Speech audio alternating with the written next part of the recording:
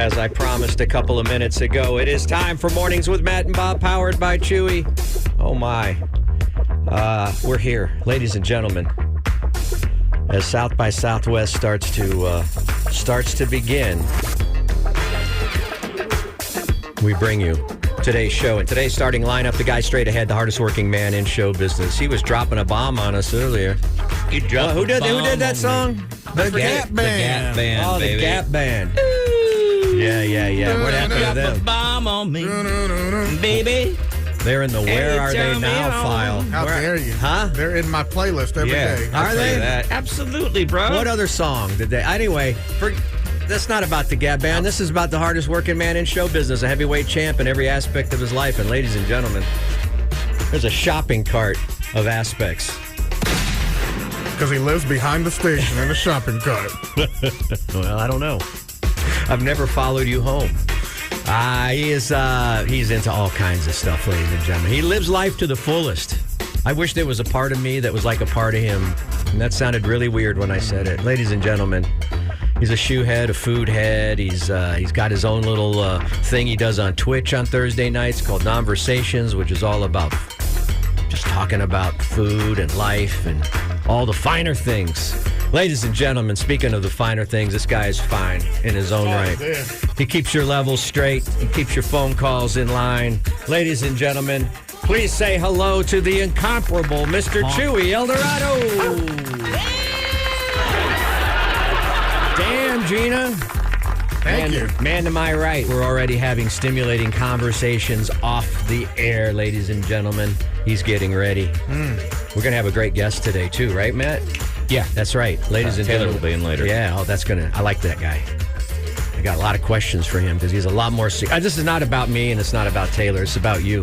Because you are a former star of episodic television. No. And I think you should tout that more. I've said it, but I've never heard you say it as an introduction. Living single? I've been to parties with him, and he never brings up the fact that he was on basic cable every week for like 2 years. Basic cable. I feel like it is literally just reminding somebody of my failures. He's been at parties with Martha Quinn and Alan Jackson and all the rest of them I can't name right now. Chattahoochee? Goodman, Mark Goodman, and Nina. Spoon Man was there, man. Nina. Anyway, he's also stand-up. Blackwood is the word. Blackwood, Nina Blackwood. She's still on on the satellite. It's like Nina Blackwood. Welcome to the 80s. She does Jersey Mike's ads now? Yeah. At Jersey Mike's, they slice it fresh. Ladies and gentlemen, he's also a stand-up comic. He's threatening to take the stage for the first time in a long time. Not in a long time, but in a couple years since the Pando. And listen, exciting things in store. He's Austin's greatest living storyteller, ladies and gentlemen, and our friend, the marvelous Matt Bearden, ladies and gentlemen. Thank you very much, Bob. Thank you very much. Lean into his teachings, ladies and gentlemen. He lets you know what's up. You know one of the things he knows that's up? Did I do it again? How expensive it can be to try to Oh, no, I got it. Go ahead. fix your Tesla after you bump it into something. You know, those are regular panels. A lot of people don't know that. He just found that out the hard way, but it's looking fresh. And I noticed that our little talk we had yesterday with somebody else in the building, you got your parking space back. I didn't see the other guy's car, though. They fired him. Did they fire him? They fired him Yeah. because of you. Said you cannot be in Bob's space Are you like I that. actually me? did him a favor, didn't I? When you think about it. Set him free. Hey, here's the thing. He'll wear a hat of any NFL team, whether he likes them or not. It's confusing because most people are just fans of a team. For him, it's all about the design of And the color. hat. Yeah. He's colorway. a design man. You've heard of a spoon man? He's a design man. Man. He's also a member of the Texas Radio Hall of Fame. And here's a weird thing. He doesn't tout that enough. I'm at parties. I don't hear him tell anybody I'm a member of the Texas Radio you're not Hall of listening Fame. hard He enough. carries the medals. He wears the medals. Proudly on his chest there. Ladies and gentlemen, do me a favor. Put your hands together for the man who is our guiding light. He's our Sherpa in the night. I'm holding you back. He's our 30-year veteran who makes sure that anytime we have a question, he's got the answer. He's Mr. Bob Fun Zaka.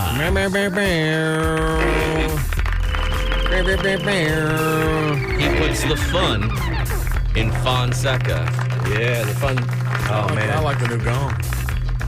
Oh, gosh. Man. Here we are. I know we had interesting days yesterday. Oh, mine was goofy. Yeah, mine was a little weird, but not as maybe as weird as yours, but productive as well. Okay. Productive as well. Good.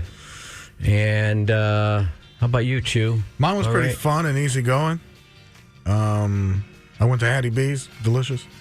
I had fried chicken yesterday, too. Where? From where? I went with our good friend David, our show friend, and of David and Shelley, and we went to lunch at Colleen's. Man, Yeah, you you- never take us to Colleen's? I didn't know. I forgot about that place. I know we went there once. We What go. the hell is this? He cries if lunch is over $3. Literally cries and bitches and moans or whatever. But when he goes out with his new friends, David was picking up the. it was his turn. It was his turn in the rotation. My best friend David. Smart dude. Smart businessman. And what'd you You're order? right. He is a smart businessman. You know what he did? What? He married a hot woman who's a hustler and gets stuff done. He hustles too. I had a free bird. I think it's called. Is it called the free bird or the yard bird? The yard bird sandwich. Yardbird makes a lot more sense than a Freebird sandwich. Yeah, Yeah, they sell the the free yard bird. I had the sandwiches. sandwich with came with some homemade potato chips and some aioli or whatever. I don't know what it was, but that was pretty good. I guess it's kind of That's healthy. pretty good. We had a charming waitress. Can you say waitress anymore? Because you can't say stewardess anymore. No. You say wait person. We had a charming wait person. We sat outside because it was like 85 degrees or whatever. It was nice. A nice afternoon. Wow. And we're over here slumming it at Hattie B's. Yeah, sorry for that. Sorry. How was that? Was it worth it? Actually, Was I that had your chicken first sandwich, experience too. or your second? No, I had their chicken sandwich at a festival. And where would you rate it on a scale of 1 I'm to actually going to put their 65? chicken sandwich up there. Are you? For chicken place, I'll rank it, nice 8.7, On a scale of 10? Yeah. How was the crowd? It was great. I love the vibe. No. Was it like a line or anything like No, that? not really. Oh, okay. It probably will be during S by S, whatever it's called. And Hot Luck Festival's coming up. I saw the I'm ad for hoping that. I saw Matt's the poster gonna pull for some that. strings. I know. I'm hoping Matt's going to pull We're gonna some find strings. out. Pulling. We're going to find out what kind The of last clout couple he of years, carries in this the last city. couple of years, I've come in here and I've said, "Hey, do you guys want passes for Hot Luck?" And last year I was like, "Hey, Chuy, I'll get you passes for Hot Luck. You want to go?" Because I told him I think you should go and do some videos, stuff Rep the like show, that. wear the show T-shirt. Yeah, sure. Well, I mean, it's a good working experience too, but I don't think he likes that part. I do think he. I mean, you came to one of the events. We went to an event I together, went- didn't we? I went to all three of them, Oh, okay. Damn. I only got to go to like one, I think. and I loved it. Loved every second of it. Did you really? Yeah, Hot Luck Fest. It's worth everything. It's my. Take the days off. Is it my Call in. favorite? It may be now. It may now be. It certainly has become my wife's favorite festival in the city. Yeah, it is. I hold out hesitation only because it's too early in the morning for me to think through everything. Right. These are like these food festivals are my new favorite. I like Hot Luck though because there's not. I'm not disparaging the other food festivals. They all do a good job at what they do, right? Yeah. Like I don't think that there are any that are run by idiots, but some of them are a little too white tableclothy or something. Yeah, the Food and Wine Fest, I Well, wasn't. that's they do a good job for what they do, but they're presenting more like, you are part of the fine folks of Austin. Come enjoy the Yes. fine foods and delicious wines. Oh. I don't know why they're also in the Renaissance Festival, but you know what I mean, don't you? It's just like a little more, which I think is nice for people who want that. I'm trying to be politically. I'm not. I'm hoping the Mexican tent is up because it was live in there. I loved it. I'll go in there and get another bite. They were pouring tequila in people's mouths. Where? Oh, at the Food and Wine Festival? Yeah, that last night, which I think is the best night.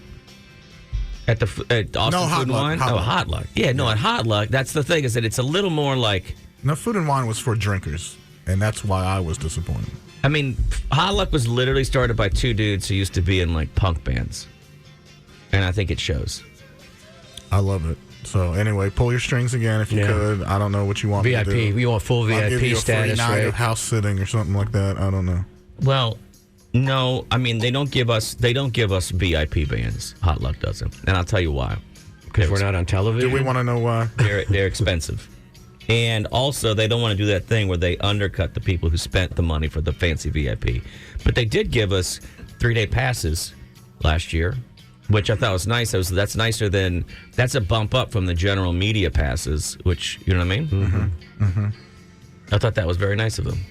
It is very nice of them. That's why I'm speaking highly of their festival. Well, if we want to start talking about it every day, they may bump you up to something else. I'll probably will, and it's not even that they're bumping me up. I just really like the Hot Luck Festival. It's like what I've been looking for. And I've been looking at other festivals across the country, too. Oh, instead of music festivals, going to food. That's fair. You know, like Chicago, I'm imagining would have a really good one. New Orleans probably has a bang. We talked a couple weeks ago about the best food cities, right? Yeah, just think about a music festival. There's probably only really like 3 bands you want to see. But food festivals always have music. I mean, you might be a little more local, but you might discover a good band at a food festival. Now, I do like the barbecue fest in Lockhart. Mm-hmm. But boy, you got to be in there when the gates open. You got to be there when the gates open. Yeah. All right. That's the thing, too. I'm not a tiny plates guy. I feel like you need 3 arms when you go to a food festival. Right you got to hold a drink. Sometimes you got to put the drink between your feet on the ground so that you can handle the fork and the tiny plate. No, there's never enough tables. You got to get a good. You're not supposed to have tables. Serving tray. You need a good ride or die. Okay. All right. And then you do have to. You hang out with a friend in a line, and you have a little cocktail, and you talk about stuff, and you both get 1 bite.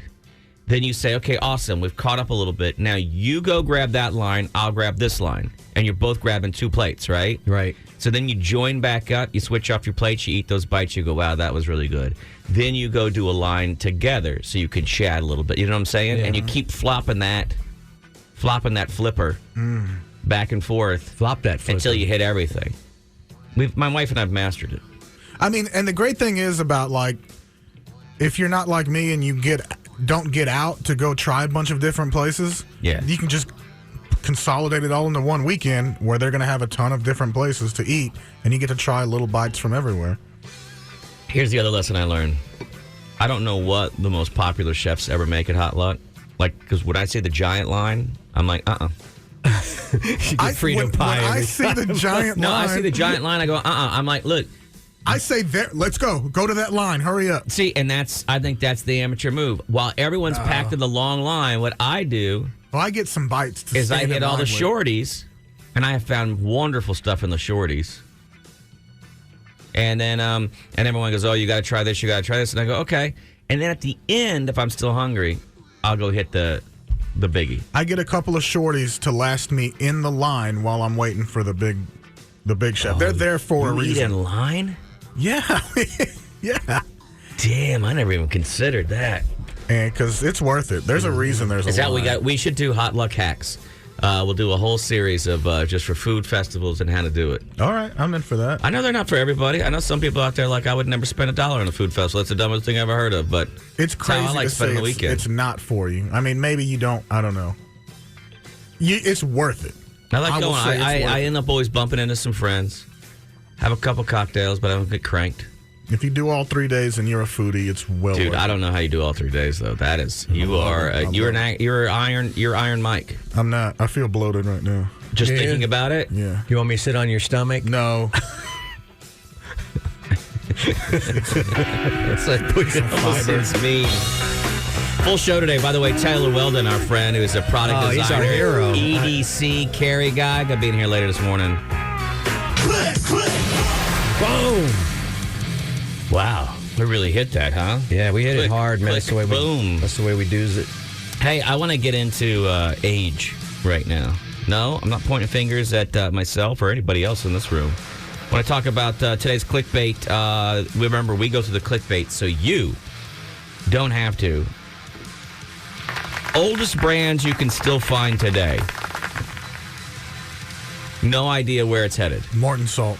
I think that could be one. Morton Salt, Lowry's Seasoned Salt, Ford. Ford's What was gotta the be pretty question old. again? The It's not- oldest brand? The oldest brands you can Oh, still find today. Arizona iced tea. I I don't think Arizona's going to be in there, dude. Arizona's the 90s. I'm trying to think of what I've seen in Westerns. You know what?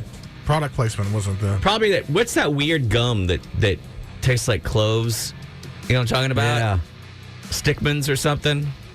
Let's head into it. I'm going to open Wrigley it up. has got to be an old brand, right? Okay, here we go. The first brand of cereal marketed around a TV show. Can you guess what that is? Once upon a time, some brilliant marketing executives realized that if they started linking products to TV shows, I'm going to say... then they would technically have built a built-in consumer base already. I'm going to say...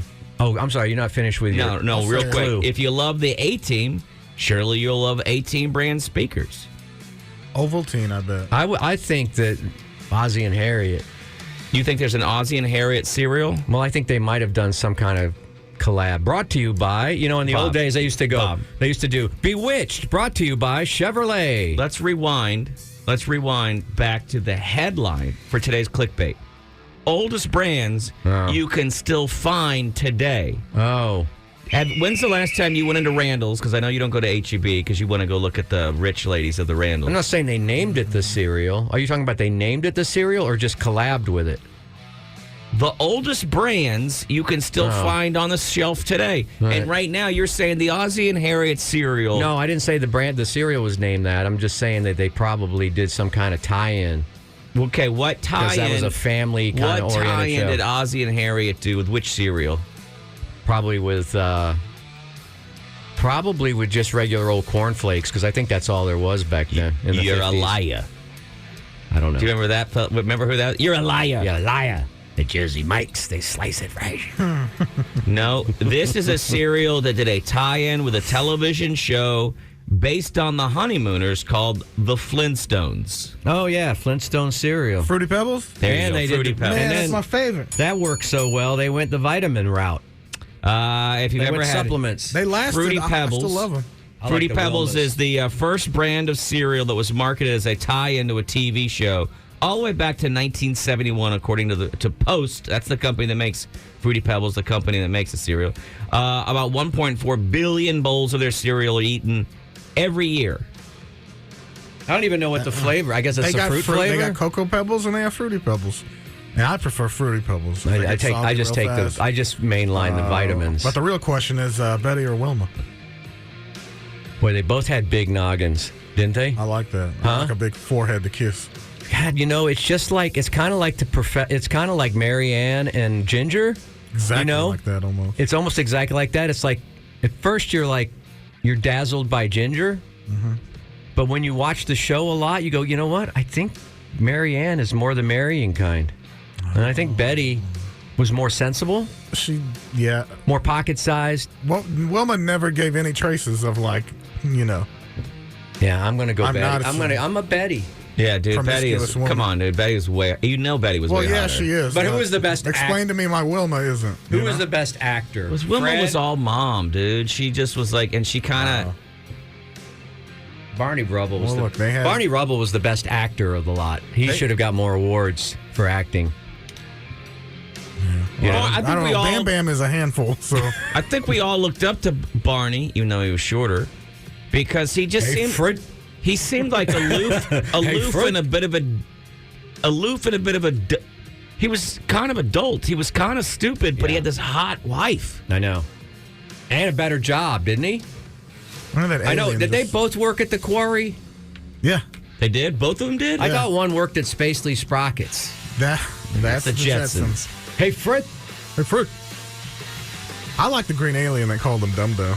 I like to say that. Oh, that sometimes was to when my it got friends. a little off the chain No. there when they did. started putting Aliens visited the caveman. Yeah, I did. That part was unbelievable. The part where there was people working with dinosaurs. The dinosaur Very as a, believable. As a crane. I used to love it when Fred would run through his house.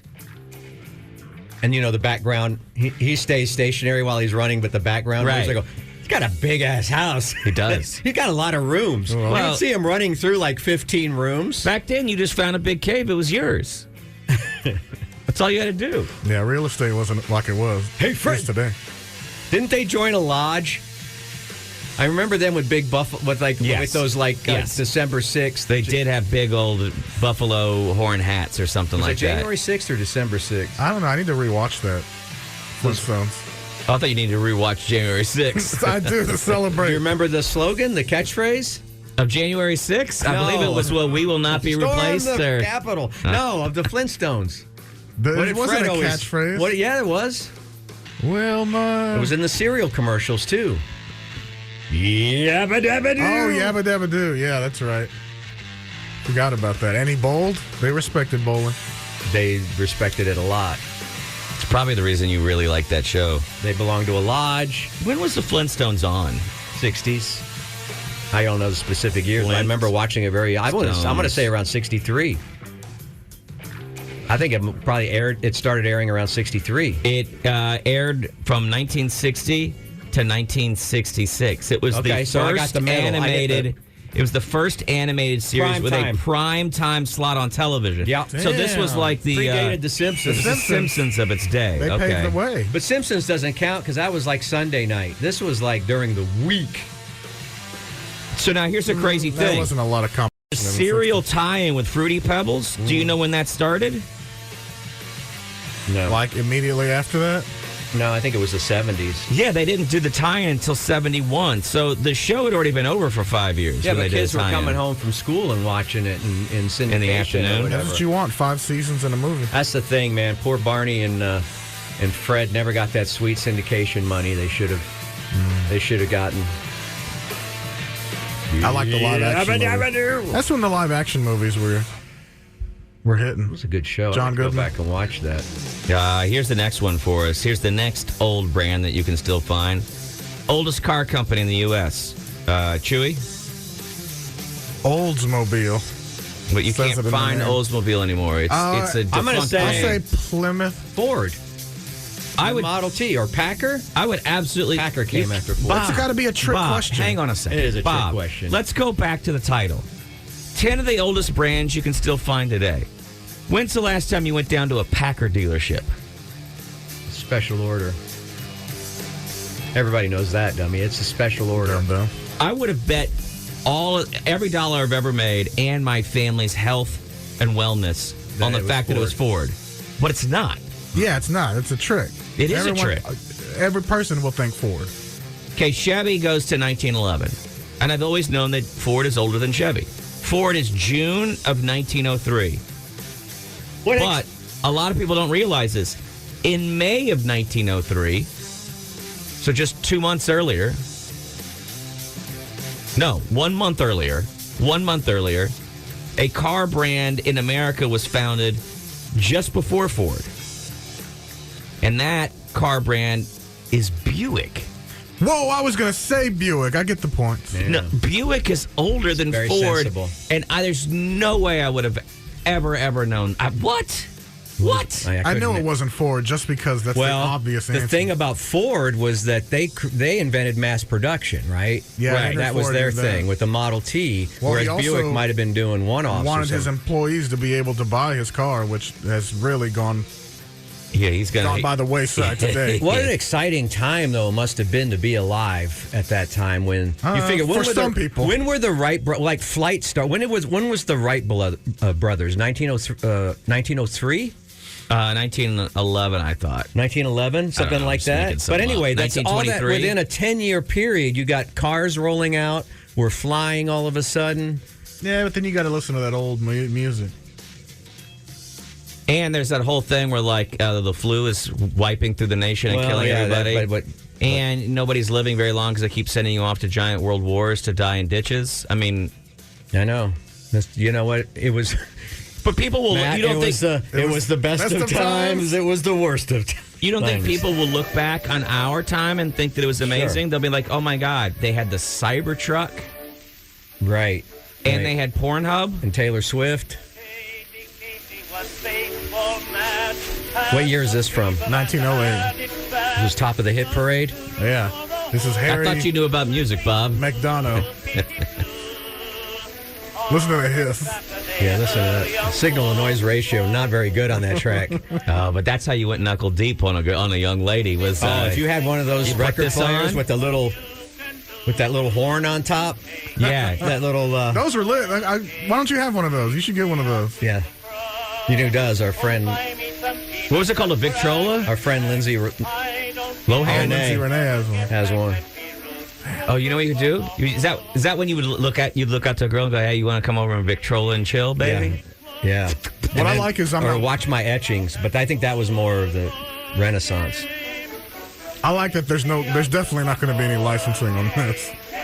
Yeah, totally. We could re-release this is public domain. We could re-release this on... We should talk about some of streaming. Because I think the original Mickey Mouse is going to be like open. It's open now. Open I think it already now. is. I think. So I'm ready for the horror movie or the video game. If you want something more classical than a Buick, you've got to go over to Europe. Peugeot is the oldest car manufacturer in the world. Here's an insane thing. Peugeot started making vehicles in the 1890s. Wow. They predate Ford and Buick. Like, the Europeans started making cars. I mean, America perfected it. Oh, yeah. And we built the road system. Mm-hmm. The poor Europeans had to try to deal with all their horse carriage lanes. Finally, for today, there's something called a Fry's chocolate cream. Yeah. You had to have had that, yeah, probably. I did. You lived in Fry's England. chocolate cream. Yeah, Fry's was a Don't you dare. brand in jolly old England. You probably know Hershey, Nestle, Cadbury, lots of chocolate or mass-marketed chocolate, right? But Fry's chocolate cream invented the modern chocolate bar in 1866. Cadbury owns it now. The company dates all the way back to 1728. It ceased being a company in 2011, but Cadbury took over the production, and so Fry's has been a constant on-the-shelf brand, including cream eggs. This is it, Bo? Mm-hmm. The chocolate cream bar, which is still on sale today, features chocolate covering a creamy fondant center. Fondant. Fondant? Yeah, so it's just chocolate wrapped around that kind of leaky, creamy, where it looks like somebody finished on your lips. Well, a pack of 6 is $29, so we better have something. Damn. That's nuts. I still want it. All right. One last one. Is that okay if I give you one last one? Yeah. This one, I've seen this before. I know that people in the local area get excited about it. Oldest soda brand. So here's something to think about. A&W. A&W is that's a good guess. Got him. I know it's not Dr. Pepper. It's not Mountain Dew. Could be Pepsi. By 2021, Sounds the like a drug. global soft drink market was worth over $400 billion. Sugar water. Who'd have thought? Regardless of the cash going in, there's plenty of soft drinks on the market. Many of them have extremely long histories. Drinks like Pepsi, Coca-Cola, Dr. Pepper, all day Royal Crown. back. I'm going to go Royal Crown. Okay. I'm going Royal Crown. Are you ready for me to shut up? Yeah. I always thought that Dr. Pepper came along after Pepsi and Coca-Cola. I just said it a second ago. Dr. Pepper is the oldest out of Pepsi, Coca-Cola, That's and why it's the Dr. GOAT. Pepper. Dr. Pepper's the oldest, 1885. The best. 1885. Texas. This is where Still, the good Dr. Pepper Not a fan. You're not a fan of Dr. I'm Pepper. going to buy me one right Never now. had Not whole a can. fan of Dr. Never Pepper. drank a whole can top to bottom. Really? Yeah. Or a bottle. I've tasted it. It's like, okay, it tastes like cough syrup to me. But I was more of a root beer guy when I was younger, when I was a kid. Dr. Pepper tasted like, why would I drink this cough syrup right now? It's amazing. It's delicious. It's astounding to me right now that you live in the state of Texas You don't have and you're Texas like taste buds. not a. What do you? How? You don't have Texas taste buds. How do you That's feel about okay. Big Red? Wouldn't know. I'm assuming that tastes like bubble gum. Oh my God! And what's I your don't know. favorite soda? I don't drink sodas anymore, really. All right. Jesus Christ, dude. I was on let's go to Diet somebody Coke else. for a while, but my wife slaps it out of my hand every time I lift one up, so I can't have it anymore. Well, of course you 'Cause she should. claims it does. Why all would you kinds- drink that Atlanta swill? Yeah. Do you have any respect for your state? No. I mean, yes, I do. I have great respect, and for the governor And What? and the Thank God. VA. They were just about to call out they were just about to call out the internal police to come get you for I don't that. like those hard flavors, man. I want Hard flavors. Hard flavor. Hard yeah, like, do I flavors. really want a red soda that's going to make my tongue red and it tastes like bubble gum or whatever it tastes like? I don't even know what does Big Red taste like? Cinnamon? It tastes like Big Red, dude. It doesn't taste like cinnamon. It tastes like cream. Big Red. It's a creamy, like red, orange cream or vanilla-y. I lean more toward orange. Like, I loved orange soda when I was a kid, like Fanta. Or what was the big orange soda? Sunkist. No, that was High C. No, that wasn't. I thought So that was do you like Fanta? Jarritos. No, I'm trying to think of what was the orange soda. Fanta. Sunkist? Yeah, maybe it was Sunkist. I don't know, but I would lean more toward that. Or I really liked root beer when I was a kid. Why don't you call your dad and tell him to get his son to kiss these balls? You know what I'm saying? Yeah. My dad's in a home right now. Thank you for reminding me. I hadn't thought about it yet this morning. Crush. Now I have to check my phone, Matt. Thank Orange you. Crush? Yeah, Crush. Orange Crush I loved. Crush a couple of these balls against your chin. I'm not playing that game anymore. Not today. It's not my brand. Not his brand. Not You- my brand, dude. You a fan of these nuts? Not my brand. Don't make me come at you, because my wife gets mad at me when I go at you. She's like, be nice to Matt. He's old and had a stroke. And I was like, Damn. I was like, all right, baby, I'll do this for you. Okay, You baby. give me a little something tonight. I'll do it for you. I Throwing a don't little want something to. extra tonight. A little tickle somewhere. The oldest soda in the U.S. is Verner's. It goes all the way back to 1866 when it was created in Detroit, literally like a year after the Civil War Is that ended. German or something? Verner's. Ginger ale. Werner. It was invented by James Werner. And of James course, he Werner. was a pharmacist because pharmacists were the people making all of these sodas. Because supposedly, Yeah, they were selling them out of the back of trucks as hey, like do you realize that Like, pharmacists were just selling soda? liquid Viagra. And Let's call it liquid Viagra. Soda and cocaine. They were selling all this weird stuff. Whipping They the were crack. and alcohol and saying, "Here you go, you'll feel better." Step right up. I don't think they discovered medicine until about 8 weeks ago, dude. I know. The thing, snake oil. That's where the term snake oil came from. Hey, do we know snake oil might do something? Then I mean, It wasn't actually oil from a snake, I don't think. There is some debate. The formula for it was Verner's may castor have oil. changed in the last several years, and if that's the case, then Verner's Was that a may cream not soda? be the original Verner's. No, Verner's was a ginger ale. And it's still like you can still get it. It's usually like you got to go to like Central Market or Specs or something to find it as a mixer. Yeah. They don't just sell it at the HEB or whatever. It's And got it's like a probably green licensed. and gold band on it. It's probably a licensing deal Well, right now. James himself has sadly passed. Yeah. oh, I'm so sorry So yeah, he's sadly to passed. the Werner family. Well, I think we learned a little today. I think we've earned a little today. that was clever. Was very nice. Mornings with Matt and Bob, powered by Chuy. Rock and roll news is upon you. Well, he's taking it to the streets again. It's what a fool believes. I report the news. That's what I do. It's Bob Fonseca's Rock and Roll. Oh, yeah. We're not going to have a Monday today. We got a full slate of rock and roll news for you today. I didn't leave my news machine in the car this morning like I did yesterday. But, oh my gosh, the headlines are pouring in. I'm Rock's last great reporter. And thankfully and luckily, you have me each and every morning in this market. They've been trying to hire me away to different markets and things like that to bring the rock and roll news to other fine cities in America. But you know what? I'm staying right here, as always. Integrity. Delivering. That's right. I have, what was that word again? Integrity. Integrity. How do you spell that? I don't know. I don't know. But I've got all the rock and roll news headlines for you so you don't look like some kind of doofus walking around, especially during South by Southwest, you know?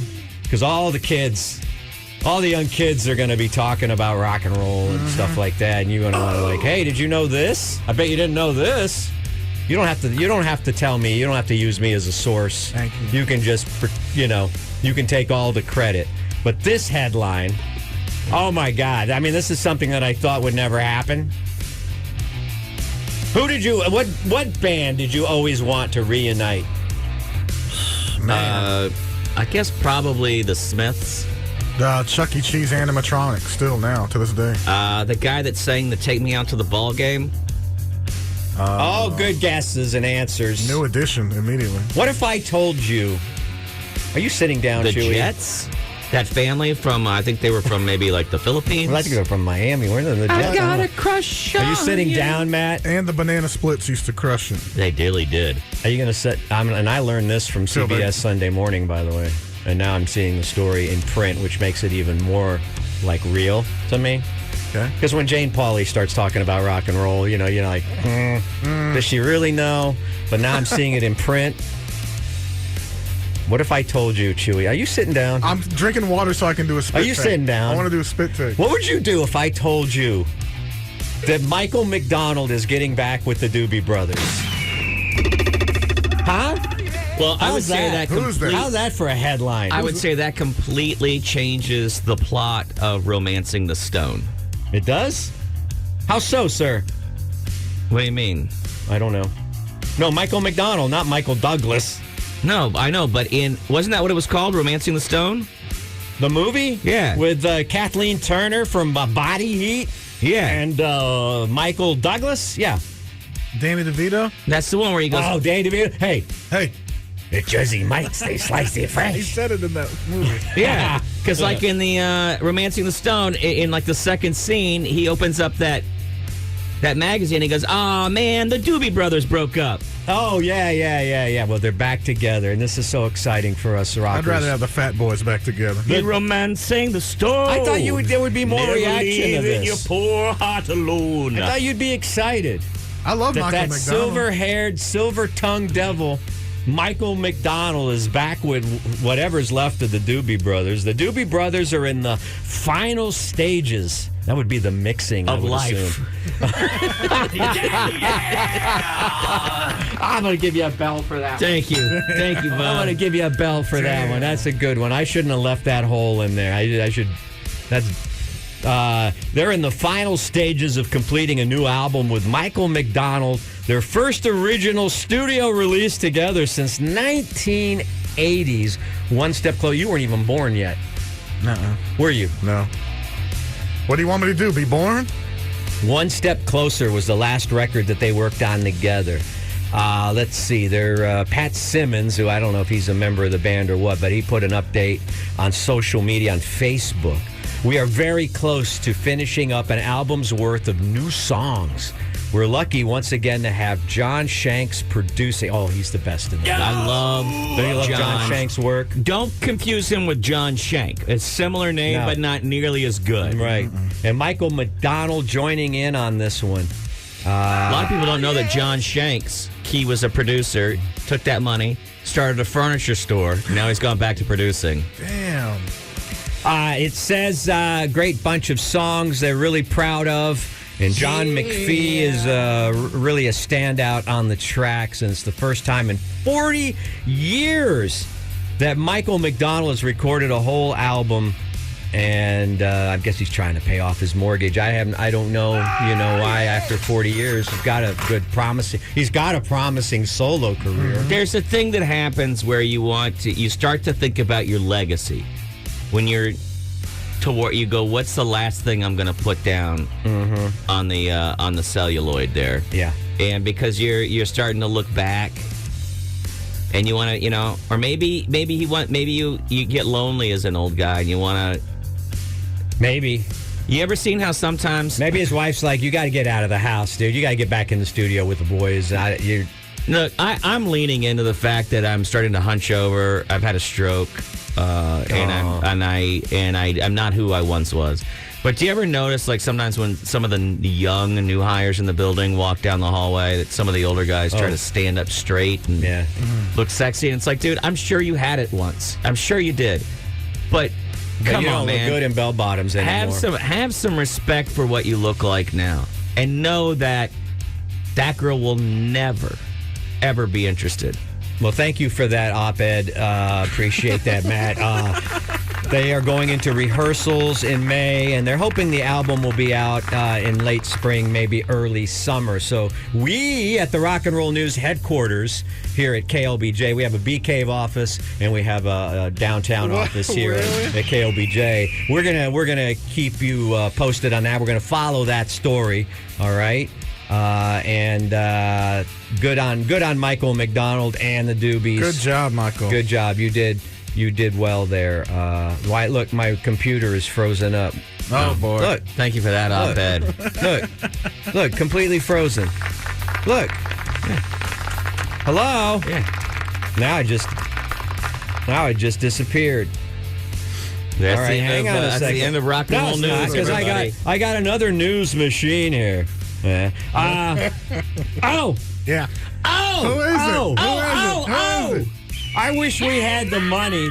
I wish we Yes, me we too. all do. at Mornings We wish with we Matt did, and Bob, yeah. powered by Chuy. I wish we had the money to hire Lenny Kravitz's PR guy. He must have got a new PR guy January 1. What is Lenny because doing? I swear to God, he's in the headlines. He of got a Rock new and- sheer shirt? I save you from a lot of the Lenny Kravitz headlines. Don't. I want him. No.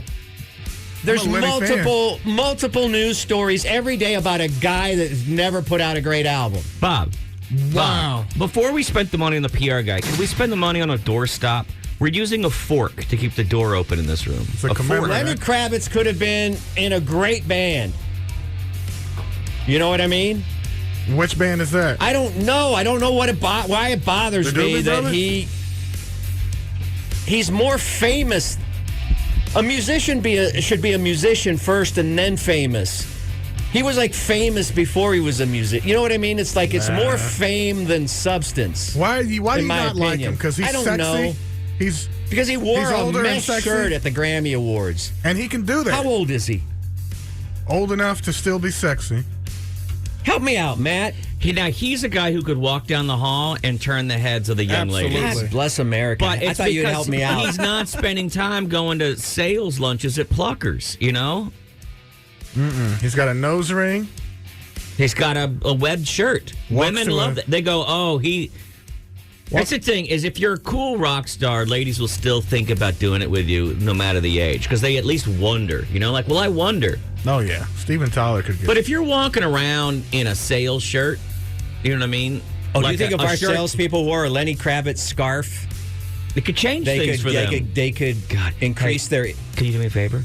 Can we start the rumor in the building that if they started wearing scarves, like the ladies would find them hotter? Like, could you imagine seeing some of our sales guys in a net I t-shirt could see Nick in a nice with their nips out? sheer shirt, yeah. Give me a That'd Lenny be amazing. Kravitz album, start to finish. It's great. The very first one, Let Love Rule. Was that the name of the album? Yes, Let Love Rule. What, do you tell me it's not? Have one hit on it, right? What? I'm telling you, it's a great album. It's not about hits. It's about, is the album good?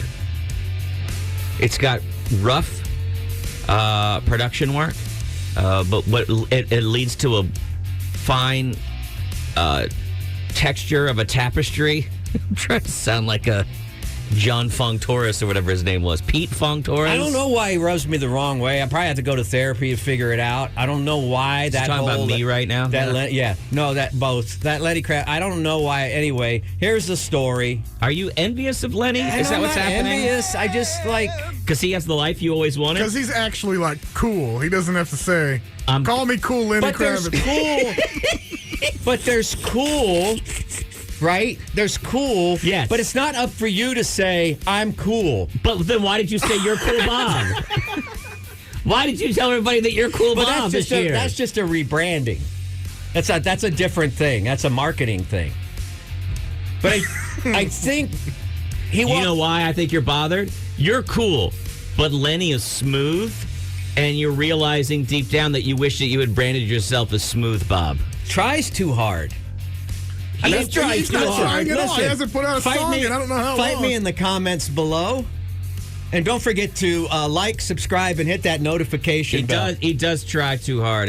You see that brief picture of him recently? He's driving around on an electric bike. A bunch of other dudes. Lenny Kravitz is going to be honored with the 2,774 Hollywood Walk of Fame star. It's about time. I didn't even know. Did you know there was over 2,000, almost 3,000? Yes, but his is the only one with a long scarf wrapped around it. You know, you can buy that. That scarf that he wore. That's the star, the Hollywood. You have to buy it. Those are bought and paid for. Yes, but they have to offer it to you. No, right? no. I can get. One. I can put my name on. Your people have to reach out to the Hollywood star people, and then they go, well, you want the payment plan? Are you going to pay all up front? It's I'm sure you know what it is. It's a financing move. It's a financing grab. None of us could get one.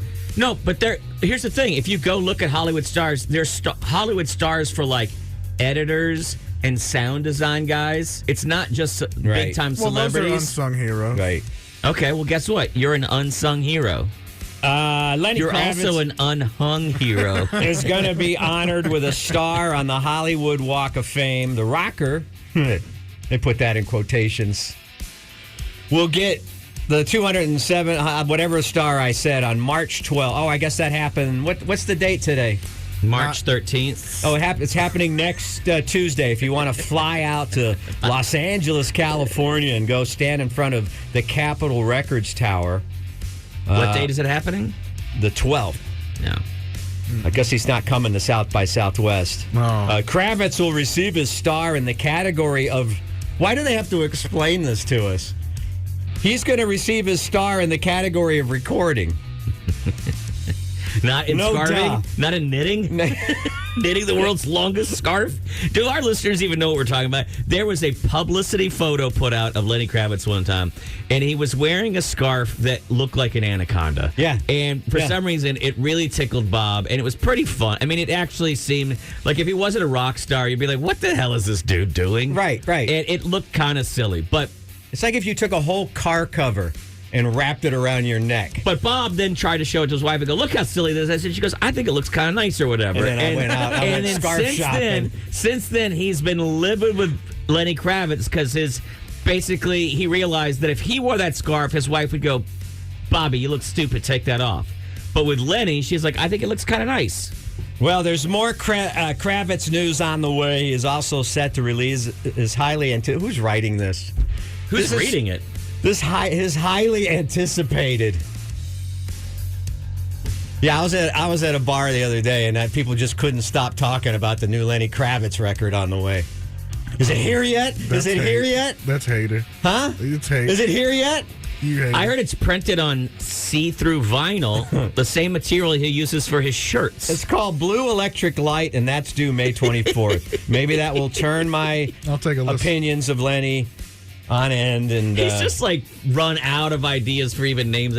I'll call it Blue Electric Light. That sounds good. It sounds he just looked around the room and was like, how about Blue Electric Light? Ex-Slipknot drummer Jay Weinberg, not to be confused with Max Weinberg of the E Street Band. His father. Wait a minute. Is that his father? Yeah. That is his father. Wow. Well, don't confuse them.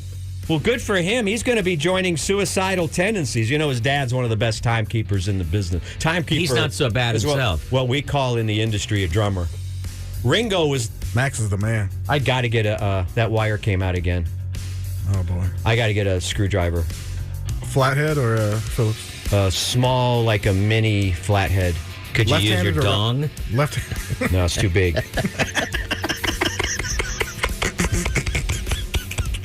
He retarded. You know, just Bono's. And it was bigger than a little screwdriver. You know, it's too big for the little tiny screw. All right.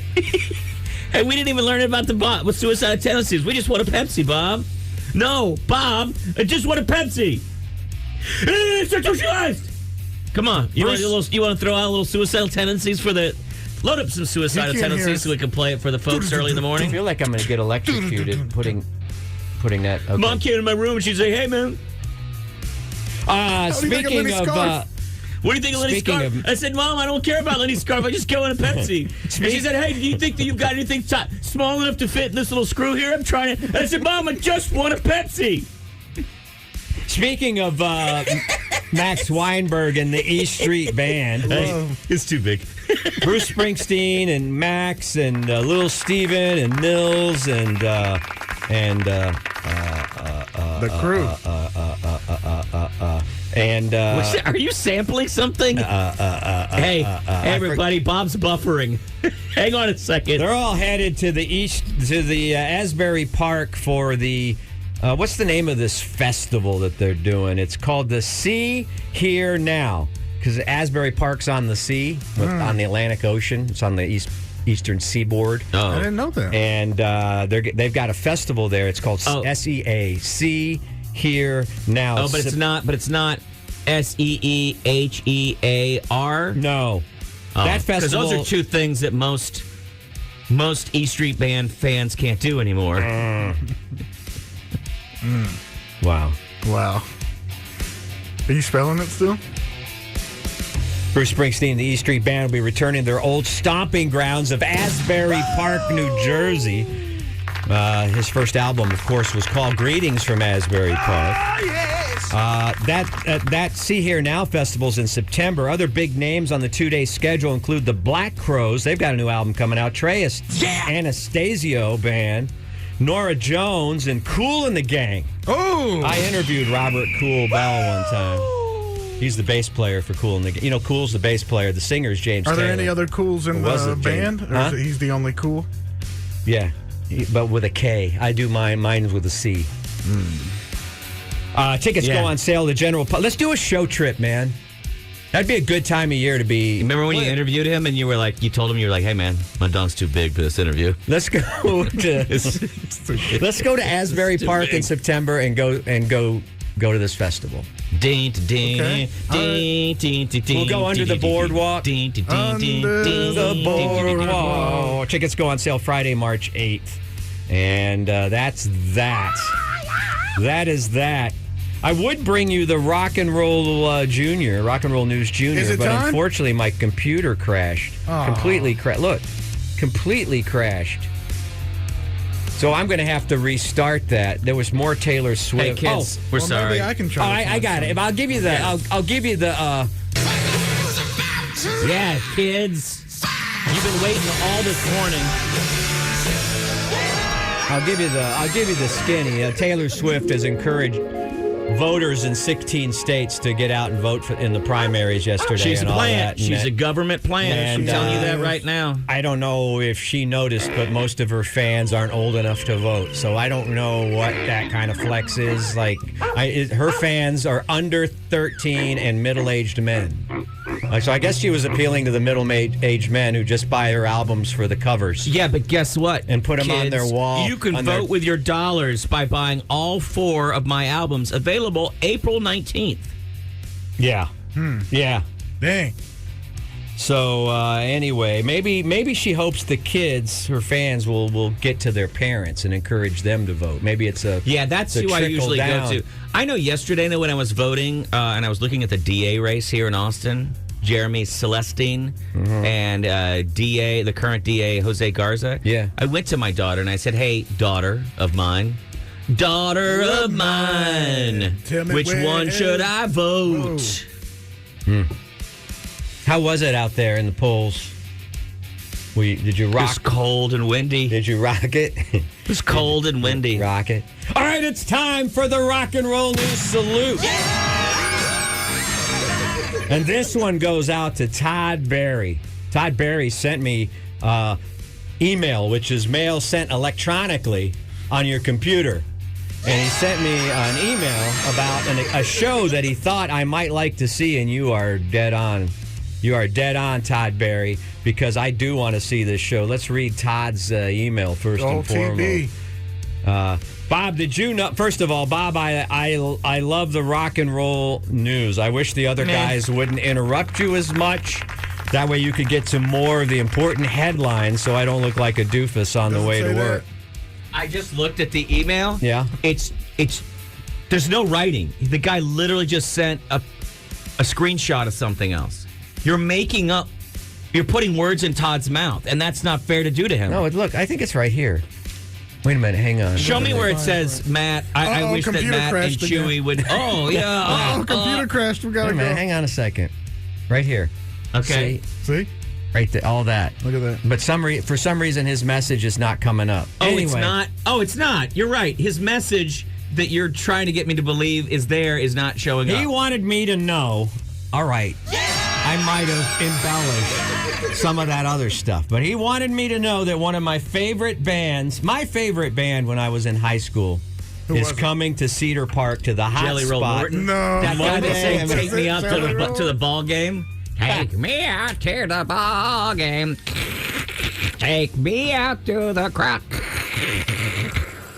Monday, May 27th, Uriah Heep is coming to the hot spot along with Saxon in the Hellfire and Chaos tour. Okay. I don't know how many members of Uriah Heep, original members, are still there. Now, they had two of my favorite Uriah Heep albums that I love because they had Roger Dean painted covers. And he did all the covers for Yes. And he did a pretty good one for Budgie. Budgie, I thought. And it's Badger. Well, in England, they go Budgie. Budgie. But Badger, he did covers for all kinds Space of Hawk? Hawkwind. Hawkwind. Why did I just call him Space Hawk? Because you're a dummy. But also, how did your brain figure out where I was going? Because I know. We've worked so long together that... How did you know that Space Hawk meant Hawkwind? I just know. Because... it had Hawk in both. Anyway, do you remember the album Demons and Wizards and The Magician's Birthday and songs like Easy Livin'? Here's what I don't get. All the music you were into, you should be into Renaissance festivals. Why aren't you more into Renaissance festivals? They don't play enough Uriah Heep. Easy Living. What are some of the other hits? Uriah Heep was missing Hold Your some Head Up. loot. Easy Living was their best. Anyway, I may be popping into the hot spot if they send a car over and my credentials. Keep an eye out, Alex, for my credentials. Is Alex here today? No. He is, and now he's going to come running because he's very literal. And when you say stuff like "keep an eye out for my credentials," he's going to go look for them. Did we give Todd Berry the salute? Go ahead, We never Todd. did. And then sing us out, Chuy. That's my time. Don't wear it out. Sing us out. You know what? Kurt Loder, God rest his soul, R.I.P., never had to put up with people interrupting MTV Rock News, did he? No. He just stood in front of his green screen and did the news. Let's play a song. No. The break's 2 minutes. Yep. Anyway, I'll see you at Uriah Heep at the hot spot whenever I said that date was. 27th of something. 27th of Something or rather. May. I'll see you out there. I'll be in the Cool Bob section. Cool Bob section? The new section they have there. You can't get in, Matt. You're right. But if you want to sit in the well-adjusted Matt section, you come hang out with me. Alex, my new bodyguard, is going to stop you from coming in. All right, Big Al. I'll be doing drugs in the parking lot. Oh, there you go. Sorry, Matt. I know you work on. You do a lot of manual labor and wrenching on your car. I know you don't have soft hands. Your hands are. Uh-oh. No, I was going to say that I was going to let everybody know that I ended up having, in reflection, a very good day yesterday, even though it was a terrible, terrible, I didn't terrible want to bring day. that up, yeah. Yeah. I achieved something that has taken me almost my entire life to achieve yesterday. Calm? No. So, you're a dude. I'm a dude. A lot of our listeners are dude. In fact, it looks like around 60% of our listeners are dudes. And the 40% are, what do you call those ladies that aren't dudes? Broads? Yes. No. You can't say that. You know, those ladies with the chichis grandes. You can't. And them nalgas. Look, we see ladies as equals in people. Mm-hmm. But also hot mamacitas. You know what I'm saying? Ooh, squeezy, squeezy on the buddy. But you can't say that anymore. Hey, by the way, guys, did you know that we are finalists for the American Women in Media Award again this year? We better be. Congratulations to us. I think it's Let this. us know what's good for I think it's this kind of high-end, highbrow talk about ladies that has propelled us to the front of the line year after year for the American Women in Media Award. A lot of shows out there, they don't talk about, these skirts the way that we do. I think they like... With calm, clarity, they like us consideration. because we genuinely treat them as equals. Oh, you mean that we have zero respect for them like we Yes. like we do for each other? Yes. Do you think? I think ladies can smell when a guy is putting on airs about how sweet he is. Yeah. They know that that's just his game. Anyway, the point is, we had a tragedy at my house yesterday, which is brutal. Nobody got physically hurt. No. But my daughter found out that she is, because of the way AISD works inside or whatever. Anyway, she, it's long explanation, but they eliminated a magnet program that she was feeding into. They eliminated it. So she was put back in Gen Pop or whatever, and then she didn't make lottery. It's a long explanation. But anyway, all of her friends are going to high school together next year. She is not currently going to high school with them. Ooh. So yesterday she found out that all of her best friends are going to a school together. Now, here's the thing. It's hard. Here's the thing that's hard to understand as a dude. Is that friendships at 14 are what it's all about. Mm-hmm. And that where your brain goes is, oh my God, their friendships will continue to get tighter and tighter and tighter bonds, and right. I will be left out, and I will be fed to wolves in the woods somewhere because my life is over. Mm-hmm. And I know it seems silly to us as adults, but if you put yourself in the mindset of what your life was like when you were in 8th grade. Well, yeah, it's something that I particularly... I guess I can relate to it because I have children now, but I can't relate to it because I moved every 2 or 3 years. I relate to it as kid. someone who's was in the same school, kindergarten through 12th grade. Now, I was, because of my parents' work and then relationship status, I went to a different school every single year growing up. And in some years, the most I ever went to was 3 schools in 1 year, right? Yeah. Right. So I don't understand some of the long-term bonds or whatever, but I can put my brain in. So the thing is, when the news came in, as a dad, my immediate reaction was to do what it always is, right? Fix it.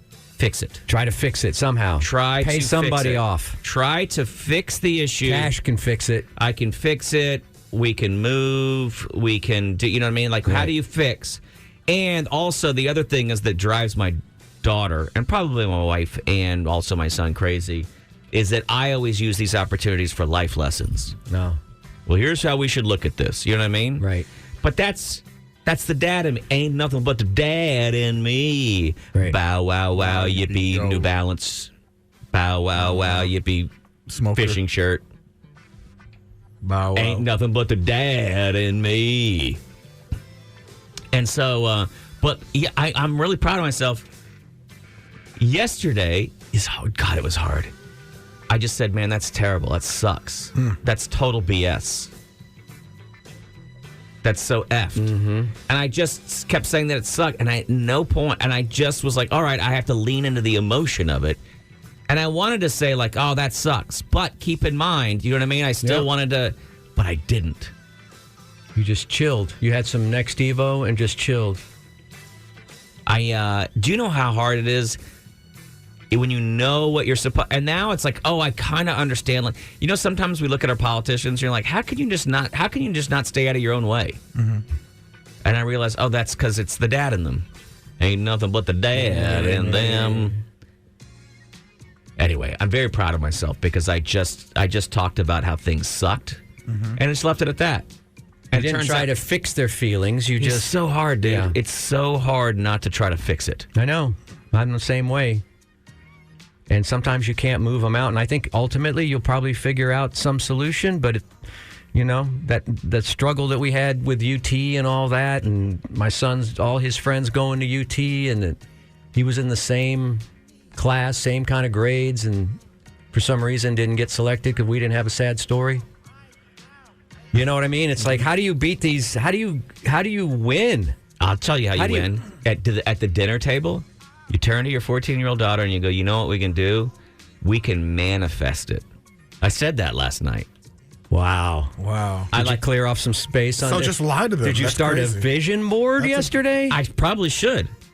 But I'm leaning into new, like, dad whose did you pull daughter will actually like him when they get older. Because right now, I don't think she does. Because everything with me is a lesson and whatever. And I think I think I'm the most boring person in her life. Yeah, no one wants to come home from school and be in school. Yeah. Did you? You can learn from everything, though. Here's the thing you got to keep in mind. Everything happens for a reason clause? No. Oh. I literally just got into. I was like, hey, we can manifest this, and then. Now, is this one of those things? Because I know how some of these things work at like Vegas hotels and things like that. Is this something a checkbook can fix? I don't know that it's. I don't know that it's something that a checkbook can fix. I don't know sure? anything. Here's the thing where I'm really. Can you fold up two 20s in your palm and? Here's the thing where I'm really out of the loop. Okay. Yeah. Is that.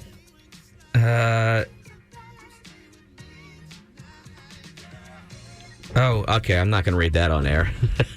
But my wife just came up with a solution. I gave you a solution earlier, too. Hardship license. They're listening? Hardship driver's license. And then she can go visit her friends in her own car. Right. Here's what my wife She wrote. can start driving. Daddy Here's what my wife just wrote. everything. My wife says, I'll fix it. I can bang the principal like the mom in Forrest Gump. She can't say that. Hey, if you need any practice before. Hey, Bob, she gets all the. See what I did there? You know I'll be what? Forrest Gump outside the window. You know why she. Your mom sure cares about your education. So Wait, it does have the pouch. Look at that support pouch. Hanes. So you wear a large waistband with an extra small pouch? Wait Yeah. a minute. Once again, They're hard to find, too.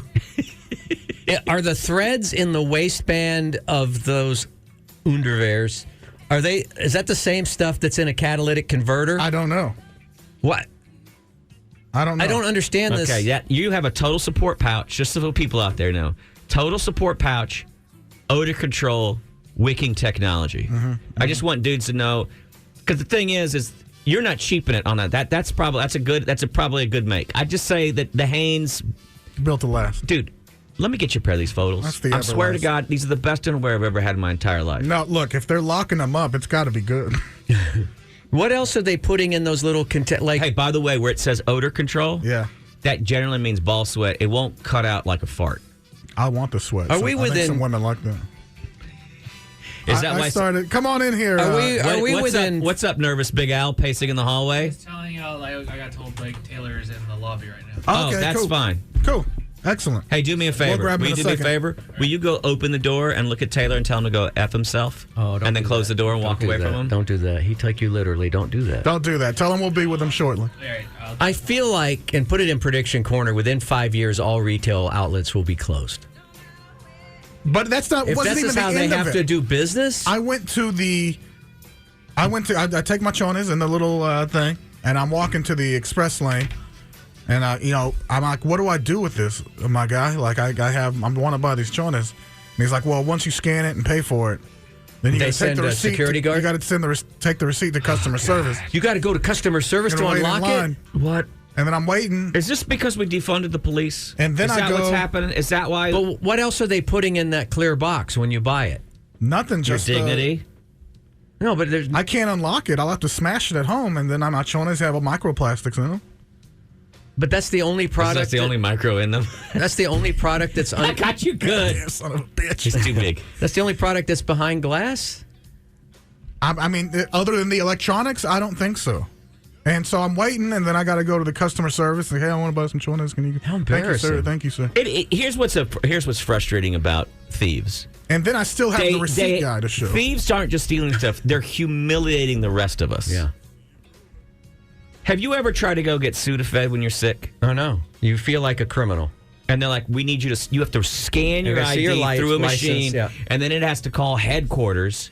It has to call meth headquarters To make and sure find out if yeah. you're a friend of the meth before they'll give you a Sudafed. Look, I blame myself. I'm the one that's led the charge. I always say, buy local, steal corporate.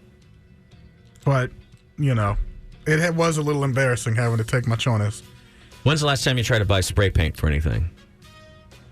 It's been not too long ago, but I know they always check your ID for that. Yeah, because of the huffers. Right. Here's a hint, though. If you are into huffing, they got a lot of duplicolor and stuff like that at Harbor Freight. It's never locked up, so you can go there and get that. Thanks for that. Thanks for that life hack. There's just a shout out to all you huffers out there. They don't have the gold, but they got plenty of others. And I don't know if you can still get high on primer, but they got primer as well. So no part of you was like, I think I'll just go to Target? Well, I didn't want to make another stop somewhere else, you know? So you just leave your dignity there at the Walmart? I'm going to have to do what they require. Did they let your dignity out of the box when they I just don't unlocked know it, how or is many- that still over there? I'm just... The thing is, if people need underwear, give them underwear. look, Yeah. even Victoria knows. Chewy 2024. Victoria lets you know, let's keep it a secret. Right. She made a whole store and said, ladies, come in here. We'll hit you with a powder puff, and this is our little place. Walmart said, hey, fat boy, you need to walk through the whole goddamn building with your underwear in a fish tank. Then you got to have everybody knows. Now there's at least three personnel or people, whatever, in that store that know you're buying underwear. This guy really needs Because you said that also the security guard on the way out has to check your receipt and put the little highlighter on it, right? Were you buying anything else that day? Well, the socks and the shirt, yeah. Oh, thank God. Because if you bought only underwear, they would be like, oh, this guy, he's got an emergency He deuced his pants.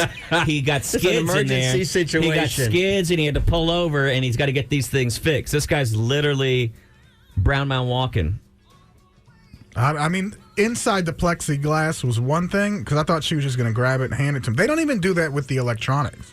I know. You could go buy CDs or whatever. The fact that you put it in another compartment for me to walk, yeah, But dead man walking. you've already decided this is the fabric and this is... You're not going to open the package. You've already... I don't go in depth with my underwear. I don't have any issues. I mean, is that true that the reason they're putting it in that security box is so that you don't open it before you buy it? I don't know. I didn't know there was a thing with them with anybody stealing underwear. And if you do, you probably have a pretty good reason. That's what I'm saying. If they're stealing underwear, there's a good if reason. there's anything to let slide, I'd let some bread and some milk and underwear. Why don't they have a little dispenser of free emergency underwear? It could be made out of that stuff like those adult diapers are made out of, with a paper with some gel in it or whatever, absorbing. And that way, it's like if you are in an emergency situation or financial situation, you just pull it out of a... Yeah, but every person that needs to blow their nose is going to take one. Or they could make out of the same stuff they make those try-on socks out of. Mm-hmm. I mean, that's basically just like wearing air around your dong, though. Let's go to David. David. I want to go do this just to experience this. How's it going, David? The humility. Good. I'm not mad at y'all. How y'all doing? I think we're doing great. I didn't think you were mad at us. How you gonna say it? I wear Fruit of the Loom. You know what I do, don't you? Here we go. Oh, this is the guy from yes. Don't cut him off. I put them on. In a couple of days, I turn them inside out, and then I turn them around, and then I get another pair. If I got one. Hey, I know I think I'm funny. Wait. You didn't listen. You got to leave us little. Matt knows this because he's a stand-up. Yeah. When you tell a joke, you got to leave a little space afterwards for the laughter. Especially when you tell a joke that's funny. Don't cut us off because we could have laughed for 2 or 3 minutes on that one. Let's try that again. Let's try it again. Okay. Okay. Go ahead. I wear Fruit of the Loom for a couple of days, and then I turn them around. Okay, Bob, our sends are out. He can't hear us now. Yeah. Okay, laugh.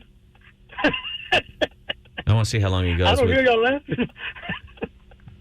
Hello? Y'all still there? Oh, put me in real quick. Hey. Yeah, we're here. We're here, man. Sorry, we were having a quick meeting. What's the next joke, man? Okay, I want to be a lifeguard at a nudist colony. Did he say a lime guard? But it's got a requirement. I'm going to stop the joke. Go ahead and laugh.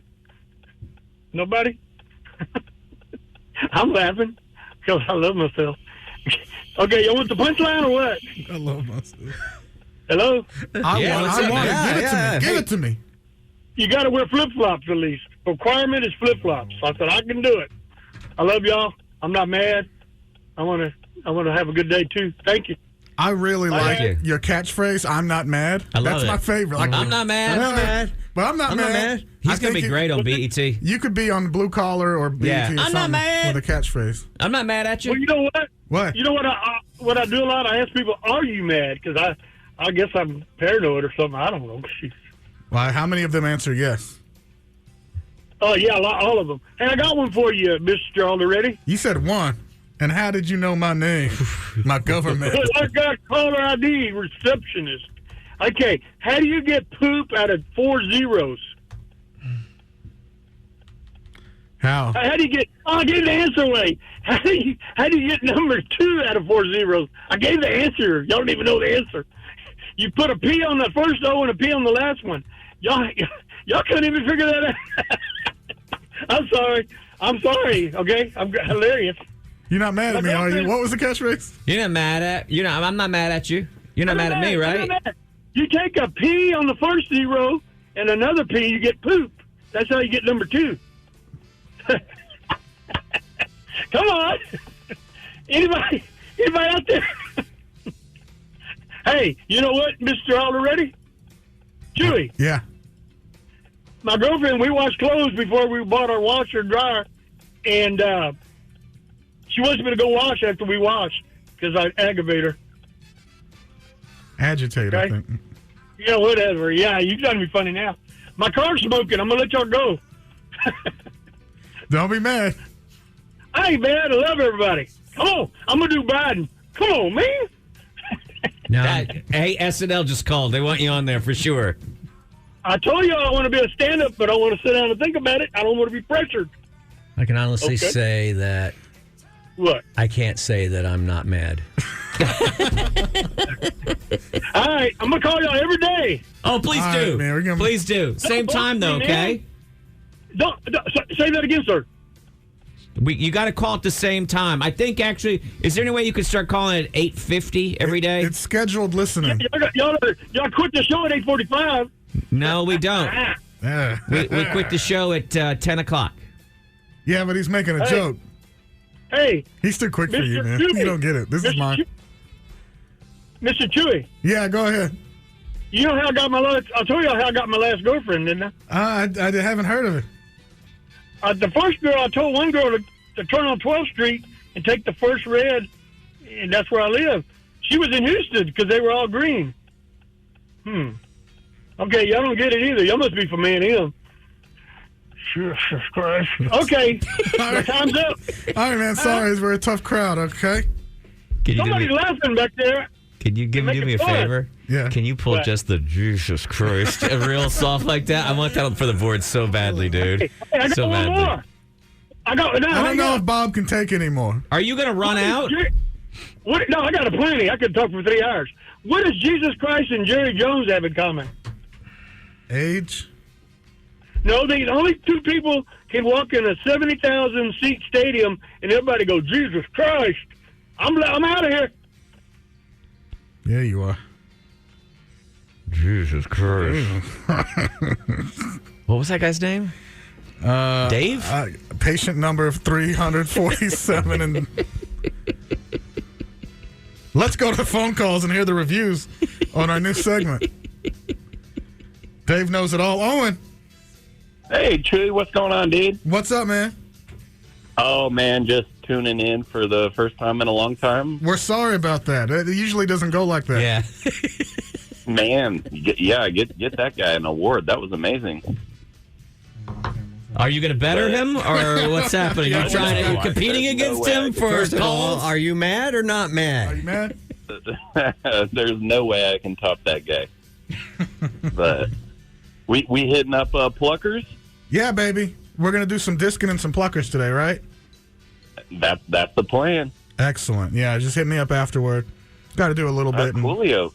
Yeah, Matt and Bob, y'all should come too. We'll meet up. No, I'm too mad. Have some brewskis and some wings. Woo! Okay.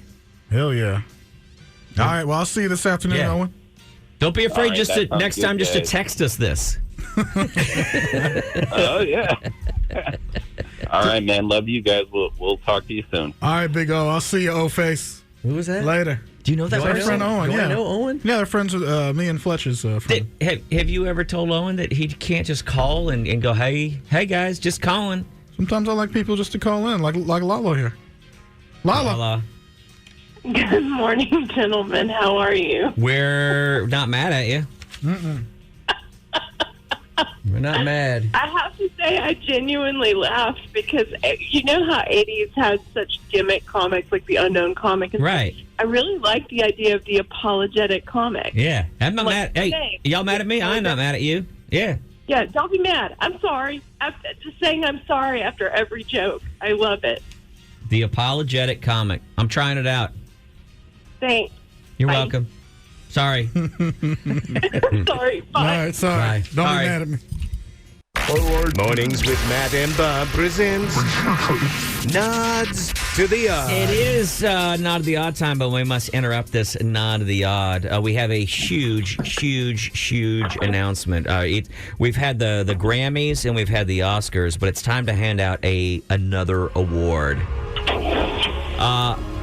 Ladies and gentlemen, we have a caller on the line. Caller, can you say your name for the listeners out there? Connor, this is Connor. Hi, Connor. Connor, guess what?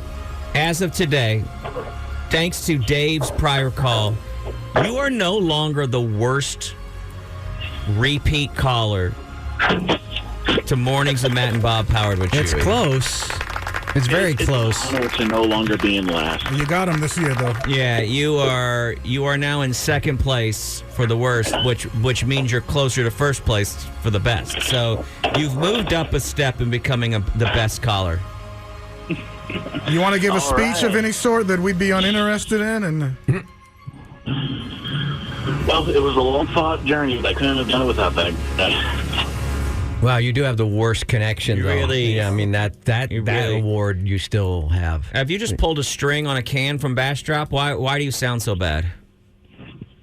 Hey, y'all know I am not the worst one. Who's that guy who hasn't updated his phone in like 7 years? You? Ruben or something? I forget. This call's going kind of how All your right. calls usually go. Never mind. You're Yeah. back on the bottom. You're back on the You're bottom. back on the Congrats, bottom. Sorry, you're back. buddy. You're back. It was a Sorry short that time at the happened. top. Let's hit it. Not of the odd. A man says he's upset because he found a container of cockroaches in his mailbox. He says it's a nightmare fuel. A container full of live cockroaches was in his mailbox. He was out doing errands. He comes home. He reaches his hand in. There was a stack of flyers. There was a stack of bills. And, of course, there was also a box of live cockroaches. Yeah, he said, at first he didn't know what the package was. He said, well, did we send ourselves a gift? What is this? I see it, and I'm like, oh, okay. Oh, this is cookies. He got super excited because he thought, oh, I've got fresh baked cookies in my mailbox. He just had a newborn daughter, too, so we thought, well, maybe a friend dropped them off for us. Care package. He said neighbors had been bringing over baked goods, in recent weeks. And he said, oh, it's just more cookies. And then he realized that the cookies were moving. They were actually cockroaches, a dozen cockroaches. Damn. And they're giant cockroaches. They're alive, and they're those giant hissing, like the size of his palm. Madagascar? Yeah. I don't like those. Because he thought they were cookies, yeah. Wow. At Walmart, they have those behind glass, too. Yeah. He took a picture of it and he posted it on social media. The post took off. It went viral immediately.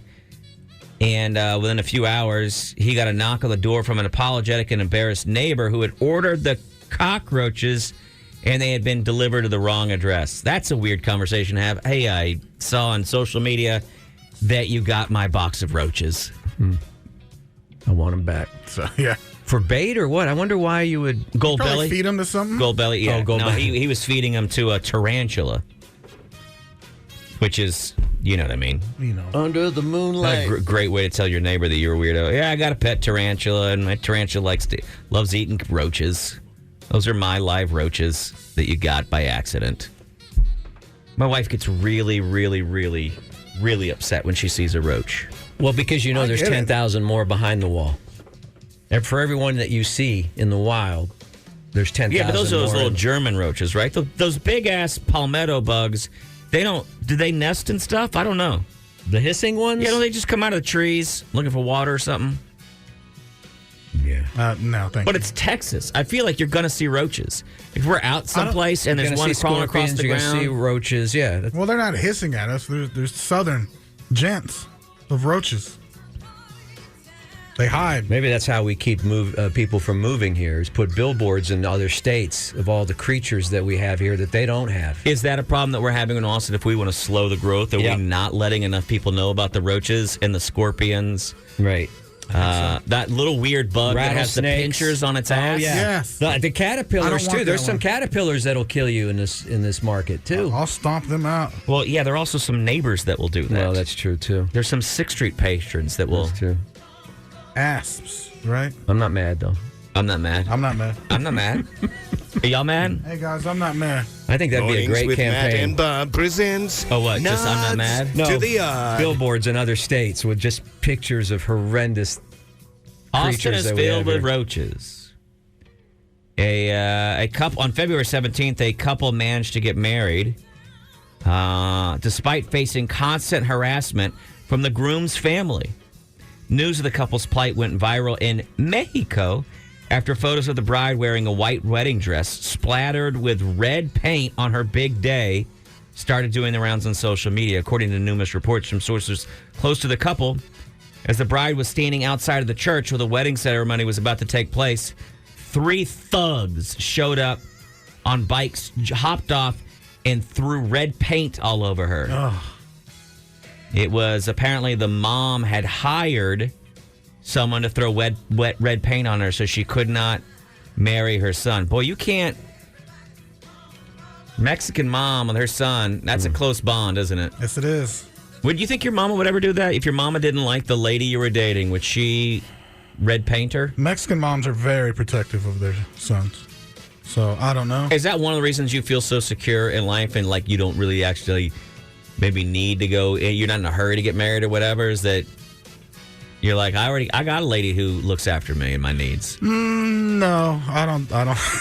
No, I'm taking care of her too. So, would you marry a woman who did not get along with your mother? probably. I don't think so.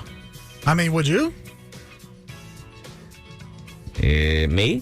Yeah. No, absolutely not. Okay. It's a full meal deal. Young couple was subjected to all kinds of harassment over a while. The groom's family owns a profitable business, and they're against the woman because she's considered inferior. She comes from a poor family, and they don't want their wealthy son marrying, you know what I mean? Mm-hmm. This jerky lady. All right, guys. Huh. All right. Okay. I can tell that one. No Mornings interest with from Matt and either. Bob presents. I'm not mad, though. I'm not mad. To the odd. You tried. All right, I'll try with this one and see Okay. what happens. Let's check in with this guy, the guy who has the Guinness Book of World Records for eating the most Big Macs ever. Now we're talking. Now we can check in with him. In 2023, he ate 728 more Big Mac burgers. Over the course of 2023, that brings his lifetime total to 34,128. We check in with him every single year. How's he doing? He's not obese, is he? No, he's not at all. He's held the record since 1999. He said his eating habits have changed over time. So he used to eat up to 9 of the sandwiches a day, but these days he usually stops at around 2. People who have watched me eating a Big Mac often comment that I look like I'm eating one for the very first time. I had a lady say that to me once. You look like you're eating that for the very first time. Groski says he isn't opposed to trying new things. He once ate a Burger King Whopper in 1984, but he said it just didn't hit the same spot. I've heard a lady say that to me before. Yeah. Many people thought I'd be dead by now, but guess what? I'm a record holder for my 24th year. He's one of the longest record holders out there, and he says it's pretty cool, and he's not mad at you. I ain't mad at you. It's very odd, weird, he has a self-given bowl haircut, but then it's also like a long, straight mullet in the back, and he loves the Big Mac. Well, anyway, we check in with him every year around this time, and sure enough, he ate another 700 and some odd burgers for the year. That's so congrats crazy. to him. And he's just healthy still. That's nuts. Yeah, and finally, something from a little bit of the rock and roll news world. Mornings with Matt and Bob presents Nods to the Odd. A little mad. There is a band called, it's a Nashville-based hardcore band called Llorona. Oh, I like it. Llorona. They've announced that they fired their lead singer. Lead singer. That's tough when you've got a band, and we all know how hard it is to hit the notes in a hardcore band. The unusual news was shared by Llorona in a series of posts on the band's Instagram account, which has now been suspended. Some of the fans were able to take screenshots of the revelations, which allege what Llorona's lead singer, Diego, had been doing. He'd been lacing his bandmates' pre-workout supplements with high doses of estrogen. Oh, boy. You got to win at all costs, baby. He wanted his lead singer to seem more feminine because the lead singer is hot for his bassist fiance. Oh, He's obsessed with her. So for the last 5 months, he's been dosing his pre-workout with estrogen, which caused him to suffer some serious physical changes. Stomach ulcers, weight loss, muscle fatigue. Plus, he's a real bitch now when it comes time to choose where to go eat. I don't know. Where do you want to go eat? I don't know. I don't know. I just don't feel loved. Anyway, he says he admits that he was obsessed with the said partner, and he decided to put a bunch of estrogen in there, and he said, look, I feel bad, but at least he's got some nice, tatas now. Mm-hmm. Anyway, he said it's all been no big problem right now. Can we all just chill? Can't we all get along? And that, ladies and gentlemen, wow. I did not get you guys' attention with any of those 4 stories today. I mean, I like the Big Mac one made me hungry. How do I get you guys back? How do I get you back? What do I do? Say, don't. I ain't mad at you. Catchphrase. Always does. Well, I'm not going to try another one. I only brought in 4. But I don't make the jokes. The way that these things work is I bring in the stories. You guys make the jokes. Hey, we ain't mad at you. I'm not mad. We ain't mad. I just, none of them. Can you guys caught me? I mean, the rock. Maybe try? The rock one, but I felt there was a little bit of encroachment. But the burger one was interesting. That was. I would want to see a picture, though, if you could maybe put some visuals to your presentation. Last one was just vengeance. Should we drop it? Is it not working anymore? No. I'm not saying sometimes that like mean. Sometimes they're odder than others. That's all. These weren't that odd. I don't think. It's hard because Bob does his rock and roll. They're a little salacious. Are the best every single day. It's hard to compare and have a good one every day like Bob does with rock and roll news. I mean, I spared you from other boring ones. An Oregon woman has a tongue that measures 5.5 inches around. I spared you from that one. That one seemed boring. No, that actually. I mean, I'd like to see what's the normal? Around? I don't. It's just a big fat tongue is all that is. That can't be thicker than me. You got another one? No, I'm not going to keep trying. I'm not going to keep trying. There's always tomorrow. Yeah. I came in here and I was like, hey, look, here's some stuff. And then you guys were just like, man. Yeah. It's going to,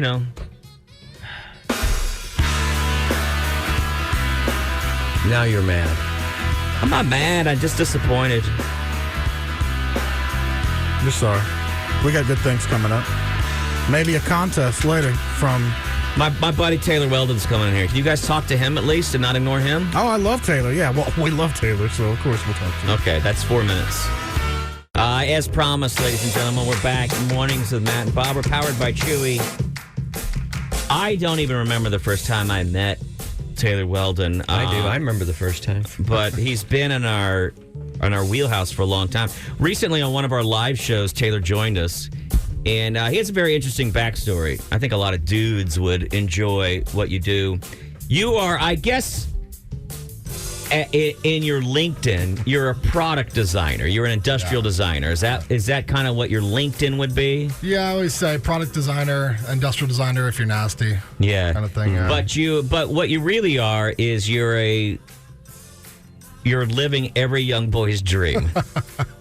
I think I'm living my own dream. I hope. Yeah. I mean, it's insane, your life. When I look at your Instagram, I get furious, and then I unfollow you every time. That's why I always see Matt Bearden's following you. Yeah, Matt Bearden's exactly. following you. You know, there's Every just once a in a while. snooze I think you can do if you just want to no sense doing it permanently. You don't just develop product. By the way, these products you're developing, they're not cornflakes and brassieres. You do backpacks. You do collabs on knives and pocket Wallets knives. and for a long time, you worked for the Magpul company, which does all the fun add-ons for guys who love their guns. You have done backpacks. And then part of what you do is you literally go all over the world and test this stuff. Yeah, you need to. I mean, if you're going to make a product, you have to make sure it works and works well, ideally. But yeah, you got to test it in extreme environments, ideally. Like, you go everywhere. I mean, one of the times that I was watching one of your trips and I got so mad. You were with, like, I think 9 other dudes. Yeah. And you were in a caravan of overlanding pickups and tents. And you guys were just going through Utah, no roads, no cell service, just dudes and whiskey and no deadlines, no dates. Yeah, that was an awesome trip. I almost died on that trip. That's what made it so awesome. Yeah, that's honestly what made it so awesome. I had some sort of like stomach virus or something, and I couldn't drink water, or I was just throwing up, couldn't keep down food. And they were threatening to call a medevac helicopter. I was finally like, okay, well, how much will that cost? And they're like, about 100,000 is what he said. Wow. Because we were so deep in there. Right. And I was like, yeah, I'd rather die. It is America after all. Yeah. I just told them that I was able to keep water down. I was like, yeah, I'm fine. You're going to come and talk to us today. You said, and by the way, because you talked to us before about some items that ladies could get for their dudes for Christmas and kind of nail it. And I'm hoping you'll come back next year again because, frankly, sometimes ladies are trying, hey, a nice sweater is nice, but a brand new folding pocket knife, way better. Way better. And today how EDC. A lot of people maybe don't know. Every dude I think is going to know EDC, the term. I think so. I hope so. Maybe not everybody out there know, but that's everyday carry. Yeah. And that's for a lot of guys. And everyday carry can be anything for anyone. Mine. Yeah, I mean, everyday for carry. Bob, it's his Taylor Swift branded Stanley mug. And this thing is like 40 gallons, people here. It's huge. Right. This thing is massive. That's right. And I can hold the water down right now. Yeah. Lucky you. Touche, sir. You everyday carry for a lot of people, pocket knife, wallet, watch, sunglasses, tactical pen, whatever. I see Bob's got the Carology wallet here. Hey, guess what I got? Here we I go. have a question, though. Bam. Guess what I got?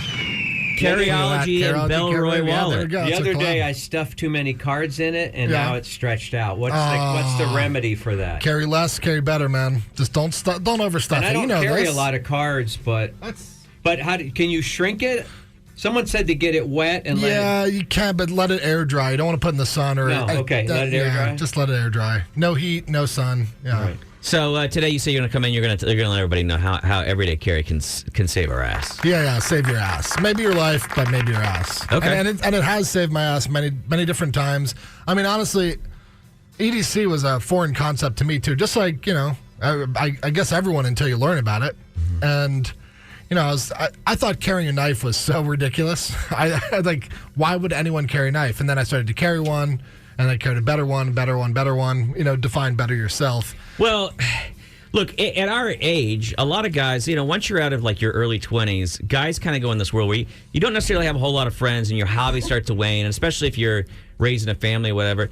This is one of the most harmless hobbies you can get into because even if you're not using this stuff, it's fun to research. Oh my God, it's so fun. Yeah. Wait, Bob has this thing that he calls called GAS, Gear Acquisition Syndrome. Yeah, gas. And it's fun because you're like, well, I had this knife, but it's time for me to upgrade my knife. Why? Because I want one. But it's fun to research, and it's kind of harmless because it's not like getting into cars where you're spending $50,000, $60,000, $70,000.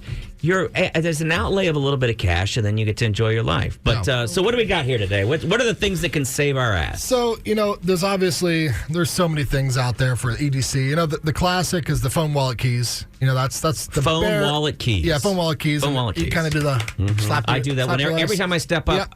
Always. I've got a pocket for each one, and I got to do the pat, and I got to do it twice. It's a weird OCD thing I have where I got to do the pat twice. Yep. I don't have keys, so I only. Oh wow. Well, that's my key. Okay, all right. I have one key, one house key, and that's it. So that's today. That's my everyday carry. That's actually impressive. Sometimes I carry a knife, but it's more of a box cutter. Oh wow! Oh man.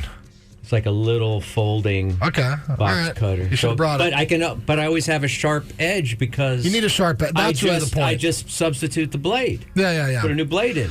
I do like that option for traveling because you can ditch the blade when you get to the airport. And do not take a box cutter on a plane. Can we please? There's a bad history there. Take the blade out. Take the blade out in the bathroom. Yeah, there's something happened. Okay. I forget what it was. I forget what it was. Yeah. So first. Okay, go ahead. Yeah, so we're going to just do 4 items today, All right. And there are things like, and don't get me wrong, like those mini grappling hooks that they sell for EDC, and I want one so bad. A mini grappling hook. Now, what would you use that for? I have no idea, but I need it. I'm gonna buy it. It's titanium with like Dyneema cord. But anyway, I digress. Like, you don't need all this stuff. Does it come with it's on a line, right? Yeah. It's called Dyneema. It's the strongest material on Earth. It's ultra high molecular weight polyethylene, UHWMPE, if you will. I'm trying to think of any practical use for that. I'm sure there is. I'm sure. I mean, I think you got to get one, and then you start trying. I think everything, like, I want the ketchup. So, all right. So, yes, there's all sorts of weird things, and I think it really comes down to, what fits for you. And the first one, it's pretty obvious. We just talking about it's a knife. And really, this is an edged blade. I have 3 knives with me today because we're on the show, But there's 3 of us. Yeah, there's 3. I see where this is going. So, an edged blade, humans have been, the first evidence of a weapon or, a tool, if you will, is from 2 million years ago. And they used to just kind of break stone or mineral and get a sharp edge for it. And I did just say weapon, but the primary purpose for a knife isn't a weapon. It's a tool. I mean, I test gear all the time. I probably get between 7 and 8 million packages per day. So that's just ripping open packages all day long. And you need it on you. It's to have a knife is basically to be a human, in my opinion. You need a sharp blade. It does so many different things. And frankly, if you can, upgrade to a multi-tool. And so multi-tool does have a knife with it. There's all sorts of different sizes. This is a full-size one I'm showing Bob here. Dude, that is... Now, do you carry that in your pocket? I carry it in a kit, in my little EDC kit. Oh, okay. Because that's big. That's a big one. And there's all sorts of like mini ones. So, but that one, the benefit of this one is it has a really nice knife on it and also has pliers. So, we were on a road trip through New Zealand, through the South Island. And like within 30 minutes, I was using the knife to slice like some dry salami on the side of the road. And then Is that how you saved your ass? Well... Oh, I know where Bob is going. Bob, is that a tiny... Bob is on the floor. He has a broken headphone jack, and all morning long he's been like, does anybody have a tiny screwdriver? This is how EDC saves your ass, people. This is, it's point proven. This is Bob is laying on the ground, upside down. He's doing a handstand as well, but he's tightening this microphone. I hope he knows what he's doing. Something, yeah. All right.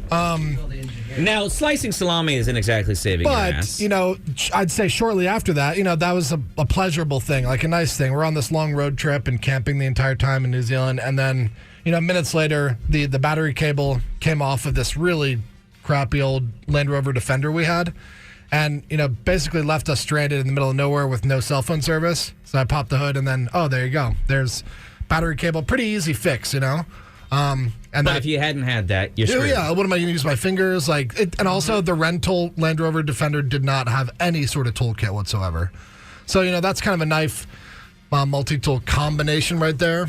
We also got stuck on another trip, or on that same trip. But that's a different story. This is a Leatherman Charge TTI. It's also titanium because I'm obsessed with titanium. Just like that knife is titanium. That knife is a Carryology giant mouse knives collab right there. Real quick, for people that don't know, what is Carryology? So Carryology was founded in 2009, and the idea was it's exploring better ways to carry. And carry is kind of the catch-all term for, the systems in which we carry items, the items themselves, how we carry them on all the organization, and EDC kind of falls within that everyday carry.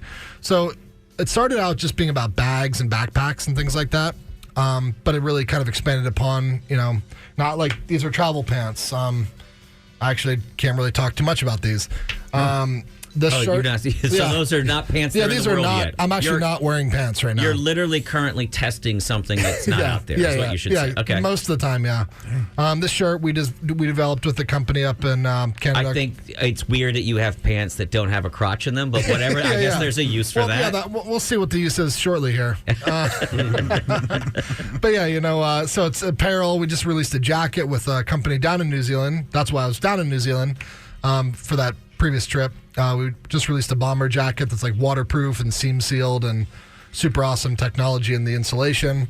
But yeah, it kind of applies to all these different things. Okay. Carry is kind of all it's of that. Carryology.com. Carryology.com. Where they can get the headquarters there. Yep. So next thing is, we got to have a blade. Some kind of blade, Some sort of blade. And ideally, it's super cool if it also has extra tools with it, a multi-tool. Okay. What's number 2? So number 2, this was a wild one. And everyone kind of forgets it. And frankly, I didn't even need to bring mine. Well, I always bring mine. But a bandana. Like, there's so many cool things you want to spend money on, the next gadget. But I remember you said that on our live show. You were like, one of the most important things to me to have every day is a bandana. Yeah, you have to. It's not a style thing. I guess you could use it for style, but, I have this every single day. I sweat a lot, and I was just in Vietnam, and I was just like rubbing my skin dry or like raw because of just sweating and like Vietnam summer humidity. But I think I brought 2 with me. But like just a sweat rag is great. I was hiking up in the West Fjords in Iceland the first time I went there, and I went alone, and I left my first aid kit back in the crappy rental car that I had, and I gashed my head pretty good on some lava rock, and like it was getting dark, and I was like, man, this is a really bad mistake. And if you know head cuts, like bleed like crazy. They bleed like crazy, and like I only got one good eye. I had an eye injury, so I'm bleeding, and I literally can't see, and I'm in a foreign place, like on a mountain, and I'm like, oh, this sucks. So pull out the bandana, and like I made it like a little makeshift, kind of first aid thing, and then I was able to get back to the car. And actually, use the staple gun and, cut stop the bleeding on my head that I kept in the car. You staple gunned your own head? No, I did not. That brings number 3. Staple gun. Staple gun. And also, bandana. How do you wear that? I just keep it, but just keep it in the back pocket. You don't show any of it. Though, no, right? Maybe like a little tiny peek. Okay. You're not a dad yet. No, not yet. So that would be another great example. Cleaning up baby vomit. I'm going to be honest with you. I started carrying a bandana in my back pocket years ago because I don't like how a kid looks when they've got mocos coming out. And so I started carrying one to just wipe my kid's face all the time because I feel like it was a reflection on me if my kid looked gross. Yeah. Or wipe their hands because I don't want a kid's gross hands touching me. I just carried it at all times just to wipe my kid down. And now it's become a habit. Now it's just there for whatever I need during the day. Who knows? Like maybe on your kid's fingers was some horrible disease and you saved yourself. Like you're alive now because you wiped his fingers first. I got all the rest of them. I'll tell you that.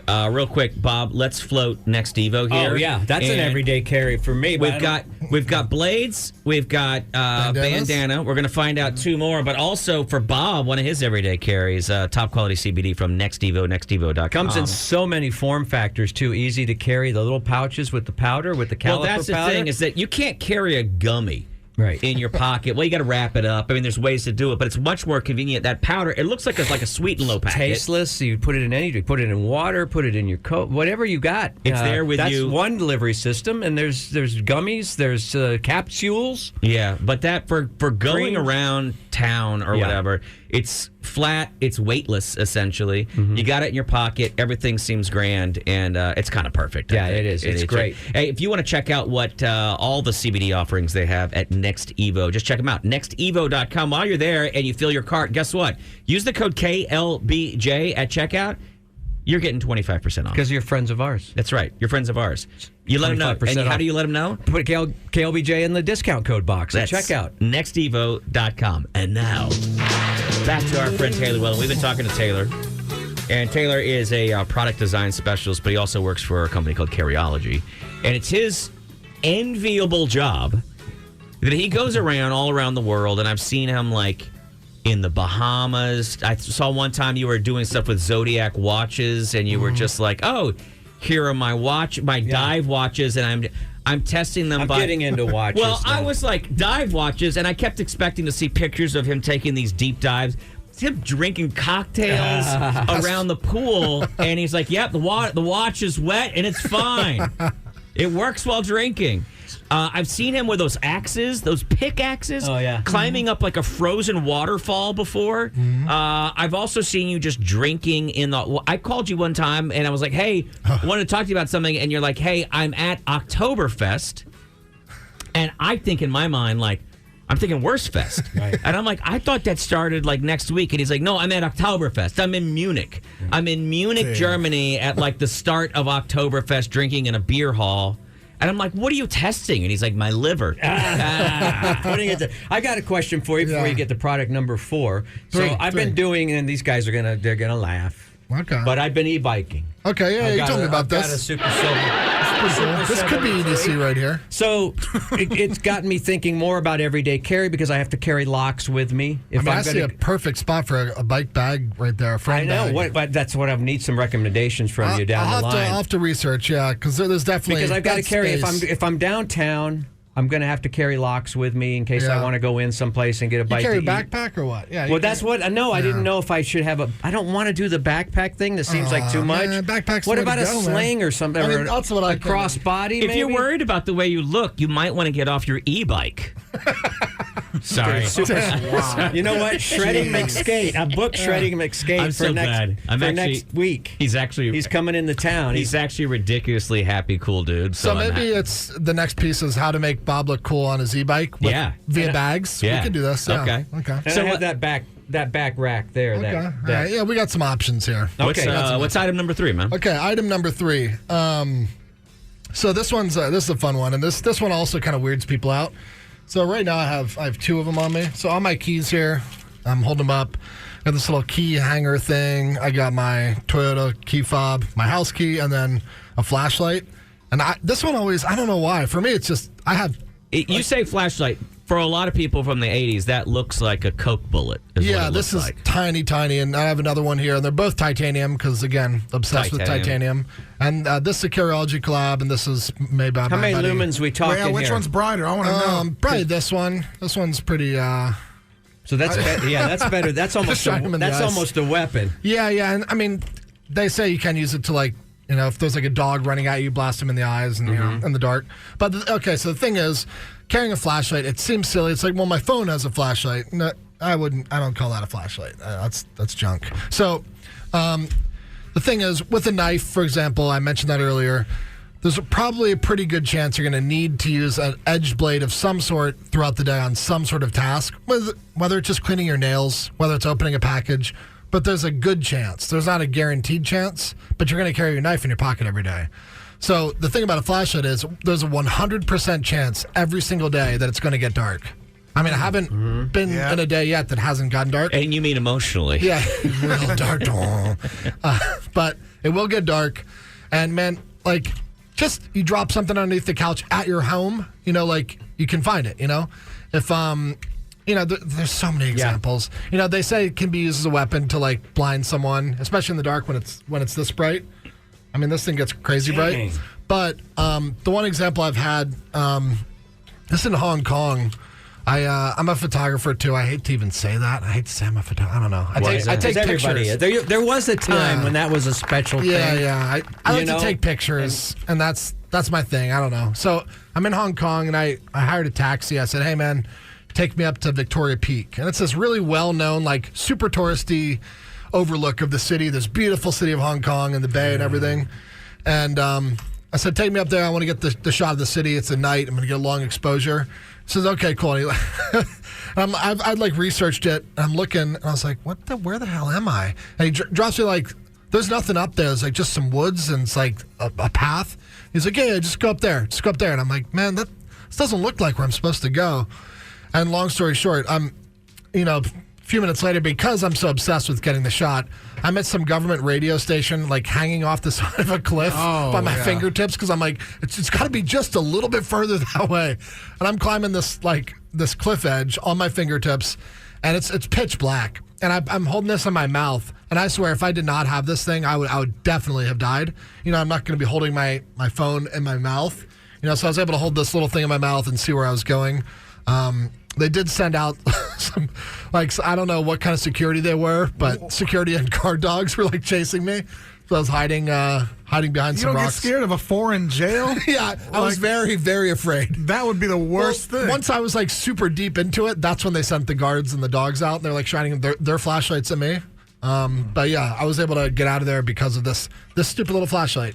That saved my ass big time. All right, and then what's our final item? The fourth one. So we got knife, bandana, flashlight, and this one. This is kind of maybe this is more travel focused, but I don't know. I try to carry it with me every single day. Oh, a little book with girls' phone numbers in it. Yeah, it's a big book, Matt.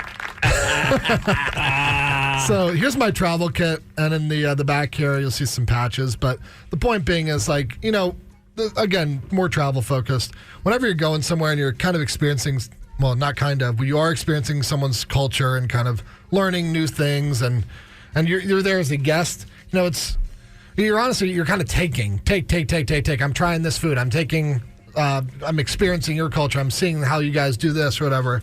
But I always try to bring a gift. And it's just, I think it's a nice way to, kind of give back and not just be taking. There's something to give back. And, in the Philippines, I was going down there for quite a while. I was probably down there a dozen times. And I used to bring the Austin Facial Hair Club skull stickers. It's our logo. And I just have, 6 or 7 of those. And the cool thing about this is this varies upon how much you want to spend and your income. These can be items that are 5 cents or $5 or $50, whatever you want to bring. Again, very personal. But I brought all these stickers down to the Philippines. And the first time I gave one out, it was to this guy who owned a jeepney. And if you're familiar with the Philippines, these jeepneys things are these handmade, Jeep-looking style public transportation buses, but they're private transportation. They're wild. I highly recommend you look up jeepneys. They're like a kaleidoscope of awesomeness, and they're all unique. So I give him a sticker, and they put it on there. And then I go back the next year, and he told 2 of his buddies or 3 of his buddies, they're hey, you got any stickers? So there's all these jeepneys and little mopeds and tricycles down there just covered in have your stickers. Yeah. And it's kind of a genius thing I never even thought about. When you're traveling, take something that you can hand out and give to somebody. Yeah, because normally, if you think about it, and I don't think we're intentionally doing it, but you're taking. Oh, I'm going to go order food at that famous restaurant. I'm going to go try this street vendor. I want to go see what this cultural thing that they do, and you're not being rude about it, but you're taking. So, and I brought some little things here for you guys, some KLBJ patches. Oh, look at you. He's giving. I actually do this. I always carry, if I go to a concert at the Enormo Dome or whatever, I pack whatever stickers we have and things like that. If I meet somebody, fan of the show, whatever. And here's a bottle of whiskey for you guys, too. Give them some stickers. All right, we'll take that from you, too. Wow. Be careful of that one. That's cast strength, so that'll knock you on your ass. These are great, too. Oh, look at this. This is awesome. So that goes on your backpack. You got to get a backpack with Velcro on it. And this is fantastic. Well, here's the deal. We kind of wanted to start a conversation with you. We're hoping we can get you to come back maybe just before summer to talk to us about things that are going and some other travel stories. And, again, I think, maybe in the fall, if you come talk to us about some helpful hints. We got a lot of listeners who go out hunting, fishing, stuff like that. I know you've got a lot of knowledge there as well, but I appreciate you coming in here this morning, dude. Yeah, thanks for having me, People guys. can look you up, and that you've got articles that you write for KLBJ, which is spelled just like you would think it was, the word carry and ology. And also you have some video. What's next for you? Where are you headed next? You know, I'm like you just got back from Alaska. Yeah, I was. And I asked, why did you go to Alaska? And I thought you were going to be like, oh, I went to go see a friend, or I went to go see... No. Why did you go to Alaska? I just wanted to be in some really extreme temperatures and test out some gear. I was also photographing the Northern Lights, but it was like -40. We got down to -67 Fahrenheit. Because you were testing out jackets and pants, so you needed a cold place, so you went to a place where it was purposely -40 degrees. Yeah. And I just booked a flight. I'm really excited about this one. And I'm pretty OCD about packing, if you haven't figured out already. But I'm already packed for a trip in November. I'm going to be motorcycling through South America, Patagonia, and camping the entire time with just one backpack. So I'm stoked on that. But I'm already packed for that trip. In November. When you're taking that trip, will you share a couple of photos with us that we can share with our listeners too? Absolutely. I'm sure you've probably seen Long Way Around, Long Way Up, Long Way Down. That's kind of what this inspired by. Yeah, and I think that, when I watched that last one, Long Way Up, especially when they're down in Patagonia and all that, you look at that and you think, my God, that is a bucket list dream. That's so cool that you get to do that. It's Taylor Welden, everybody. Friend of the show, friend of yours. Brought us bourbon, so he's a friend of everyone's. It's a great way to put smiles on people's faces. Thank you very much. We'll have links to Carryology and to Taylor Welden on our Instagram just after the show. Well, as soon as we have a chance to publish it, our Instagram stories where we put a lot of stuff, and that's Matt and Bob FM. You can carry us and our Instagram anywhere you go on IG, Matt and Bob FM. Thank you very much, Taylor. Appreciate it. Thanks, man. Thanks, guys. Always a pleasure. Welcome back, everybody. Mornings with Matt and Bob. We're powered by Chuy. We're joined by special guest CJ Morgan, the captain. CJ, do you do any everyday carry? Oh, sorry, I'm busy trying to make my sound effects work. There we go. I'll answer for him. Just this big floppy ding dong. Yeah, my big old floppy dong. I have a 9mm Springfield XDM. I also carry a .22 revolver. I have a Sig Sauer Elite. Yeah, I'm strapped. Yeah, all that's up your ass. I have a Bellini semi-auto shotgun, kind of like the one in John Wick. Thanks for taking this seriously. Bob just said to me, we both went to the head, and he was just like, dude, let's go get some carry. Let's go get some. Where do we go? It is such a dangerous hobby to get into because every day you want to get something new. Mm-hmm. How much? Surely you max out at some point. You don't. Otherwise, you'll just be walking around like a. Well, I think it's the thing is you keep updating. It's not an everyday. Well, I follow those sites, and a lot of those guys they like color code their. Like, they'll have all their everyday carry in the same colorways. Oh, so they'll get the same knife in like 5 different colors so they can match it all or whatever? Just like the keychain and the knife and the flashlight and in reality, Bob, you've seen all my camping gear. I have carry equipment for my person, for my truck, for next to my bed, for my garage, for my camp. So essentially, I'll buy the same flashlight, but different band or strap. I've got the window breakers on the bottom. I carry a lot of crap I don't need. I just got two window breaker. I just got gas masks that I put under my bed. You know what? That's not Carryology. That's apocalyptic psycho. Yeah, I saw it at HEB the other day. The glasses for the Eclipse. Oh, really? Start carrying those. You can get those at McDonald's. I wouldn't pay money for those yet. But yeah, Taylor's got some cool stuff. I've always been jealous of his adventures and the things he I know has. he actually uses the stuff. Yeah, I know. But I could use a good flashlight. I'm always back now that I'm dealing with a lot of equipment and things like that. I'm always back there unplugging and plugging, and it's always dark. Really? Behind the. Hey, what were you doing yesterday? You sent us a video. You were doing something in your sound room, and I saw you completely take apart your home listening system. What the hell was going on? I had to review something, and so I had to take all that stuff off the shelf and then put a different system up. And I didn't mean to send it to you. I don't know how it got to you. I was trying to airdrop it to my computer, and somehow it got to you. I'm sorry. Did you just admit to finally becoming a boomer? You tried to airdrop something and you ended up instead texting it to Chuy and I? Yeah, I don't know how it happened. All right, then. Huh?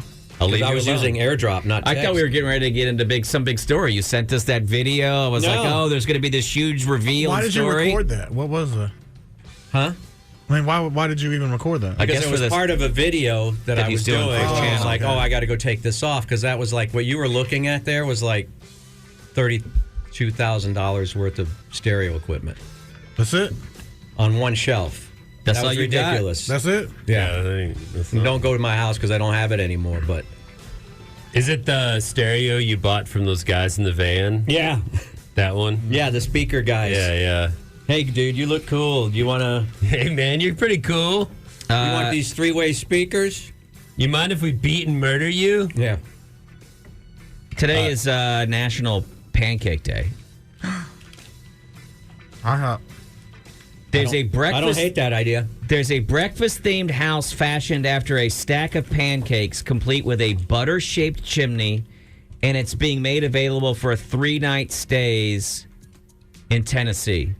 It's built by the Eggo Company, which I don't quite understand because Eggo makes waffles. I think they make mini pancakes too, but I could be wrong. And this is like a little getaway house that's and I thought, and when you go inside, everything is pancake themed. There's wallpaper. It's covered in pancakes with like little berries on top. Everything is yellow and strawberry and berry. The tables look like stacks of pancakes. Damn. There's little end tables that look like fried eggs. It's all breakfast themed. I love breakfast so much. But I think we need to raise funds, and I think we need to send Chuy there for an overnight stay. Would you want to stay in... Now, by the way, this is in Gatlinburg, Tennessee, which, by the way, Gatlinburg, of course, hammer dulcimers and all that stuff. It's described as the pancake capital of the South. I don't know why.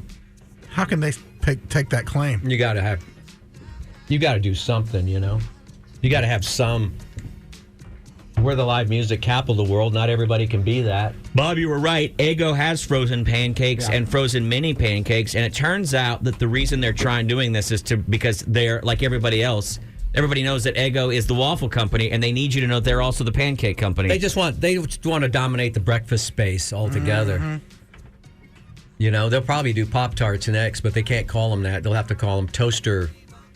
You can request to book toaster something. Gatling book. Choose dates for accurate prices.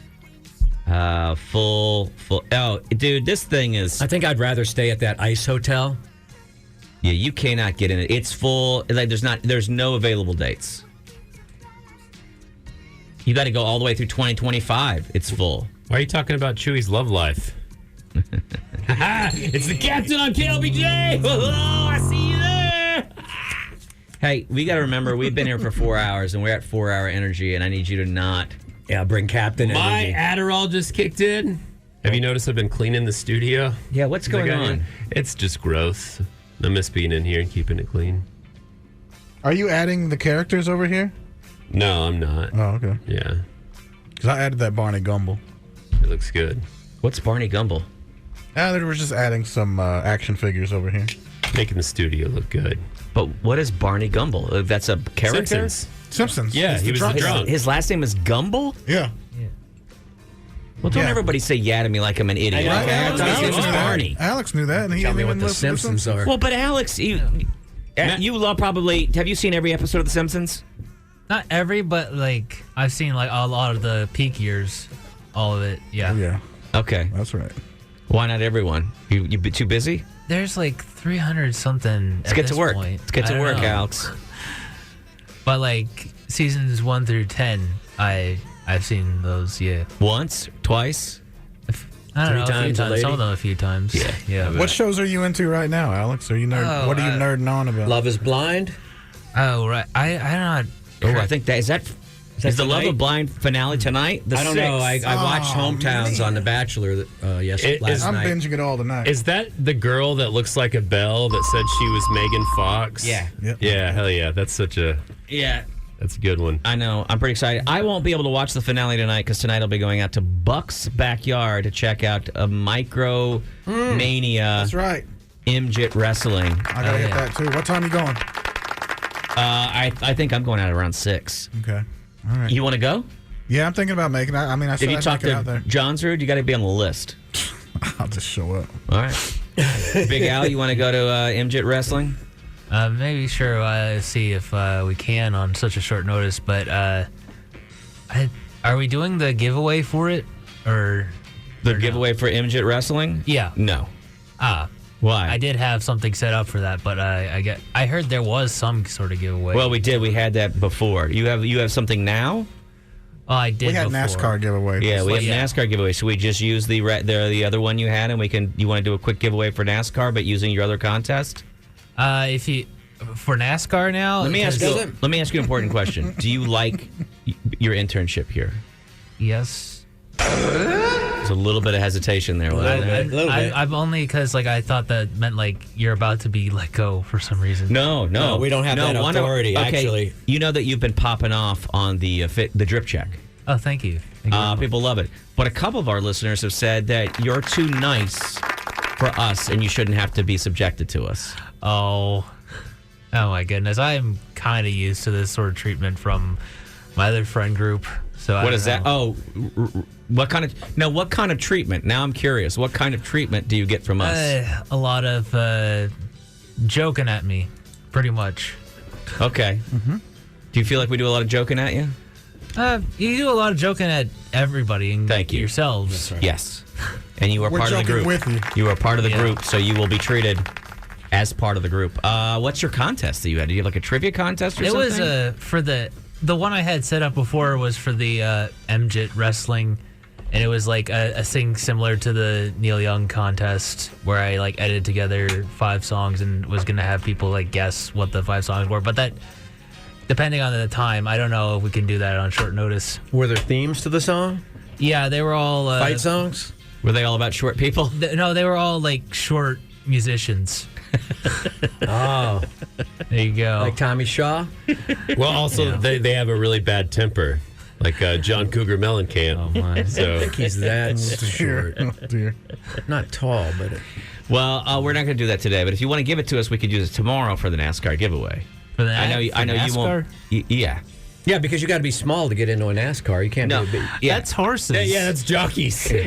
Well, no, it's cars too, and fighter planes. You could not fly for the Air Force. You couldn't be a fighter pilot. Bet. Not at 6'8". Oh yeah. You couldn't be a fighter pilot. Is that why Tom Cruise is in Top Gun? Yeah, exactly. Yeah. And there's certain body types that are right for certain jobs. And that's why Bob flies this show. Yeah. I can get into anything. I can get in there where other guys can't. Hey, do you know what? Can I say something? Okay. Well, I don't know why I said, can I say something? I'm just going to say it. Somebody, we posted up a picture, and somebody saw a picture of Bob and Big Al together. And they wrote, these guys should... Oh, God. What? No. The Twins movie? No, somebody said these guys should remake of Mice and Men. Where I don't know. God. I didn't know we were ever pictured together. And it was so brutally. Now, Big Al, you would never accidentally crush a rabbit in your arms, would you? No. But you could maybe possibly by accident because you're a giant of a man. Yeah, I have a lot of cats at home, and I worry a little bit. There was no part of me that didn't already think that you had a lot of cats at home. How many cats do you have? All right, Clear Choice Roofing. They're your clear choice. Sorry, that's Chuy replaced one of my sound effects. Oh. My bad. Go ahead. I'm going to count. Okay, there's one called Rocky. There's one called Big Chunky. There's one called BB. There's one called Pilar. One called Gizmo. And then there's the mama. I think that's 6. And the mama got pregnant again. She keeps getting pregnant. You're going to have to start wearing a condom, Big Al. Hang on. Hi-oh! 6 cats and more on the way? Apparently, we have to donate some. We've already had to donate some. Where do y'all donate them? The river? No! They go to a shelter. They went to a shelter. You're going to pay for that. Well, you know you're going to get a call. You're going to get a call from Kathy right now who's like, why don't you get your cat fixed? Why haven't you gotten that cat fixed? We've tried to, but like it keeps getting pregnant before we can do it, and like we have to.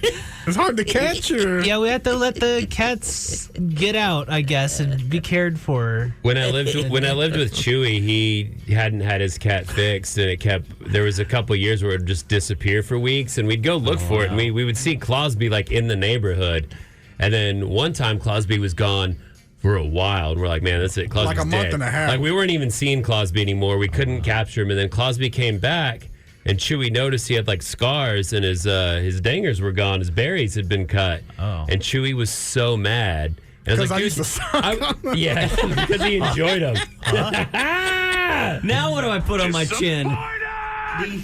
Were you mad that someone had fixed the cat? Yeah, he was mad because that's what they do. They capture feral cats, Right. and they get them fixed, and they release them back into the wild. Right.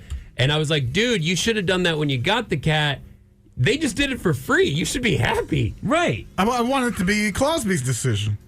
Clausby got his blank off, so I think... Is that your he had his time. machismo Latino thing that you were like, he needs to keep his balls? I thought it was nice to have a cat with balls. No. Can I tell you something coincidentally happened, and I just took the opportunity. Poor Rocky, he got neutered, and we had chocolate bars in the fridge, and one of them said with nuts, Do and not one of eat them cat said nutless, and so like I feel bad about it, but I took the nutless one and I just put it in his face, still in the wrapper. So I feel bad. I was taunting that poor cat. Well, the good news is that cat can't read. No, cats don't have a sense of humor. So when you said that Rocky got neutered, I was like, oh my God, Rocky married Jennifer Fonseca? God damn. I got you good. You son of a bitch. You see what I did there? I don't even get that. Yeah, Bob, ask Matt when the last time he's got some loving is. Damn. When, your wife's out of town for months at a time and you get it more than Matt does since he had his last kid. Well, no, I'm out of town with his wife. Bob gets more ass than a toilet seat. Matt hasn't had any pussycat since pussycat had him. You know what I'm saying there? It's a captain, CJ Morgan. Is this? Hey, can you leave your bad jokes on your show? Oh dear. He brought in like pirate. He got props. He's got props for a radio show. On the radio. Yeah, because I used to have all this crap in here. What do you think I did in the evenings when I was on the show? Do you know why you were removed from the station? Because I got a raise to go next door. Yeah, oh, exactly. Man. And then the first day, my boss was like, "Oh yeah, we're not really a fart station over here." God damn it! Did I just do an impression of Lynn when he walked by? He's in the other room. He walked in the other day and he's like, "I hear you do a good impression of me." I was like, "No." What do you mean no? Tell him yeah. It's my impression of Trevin doing an impression of him. But hey, we gotta go. Thank you for letting people know where we gotta go. To break? Yeah, but before I go, I gotta call brakes to go because my chunkless have been squeaking. No, you need to call Window Nation because your windows have been leaking.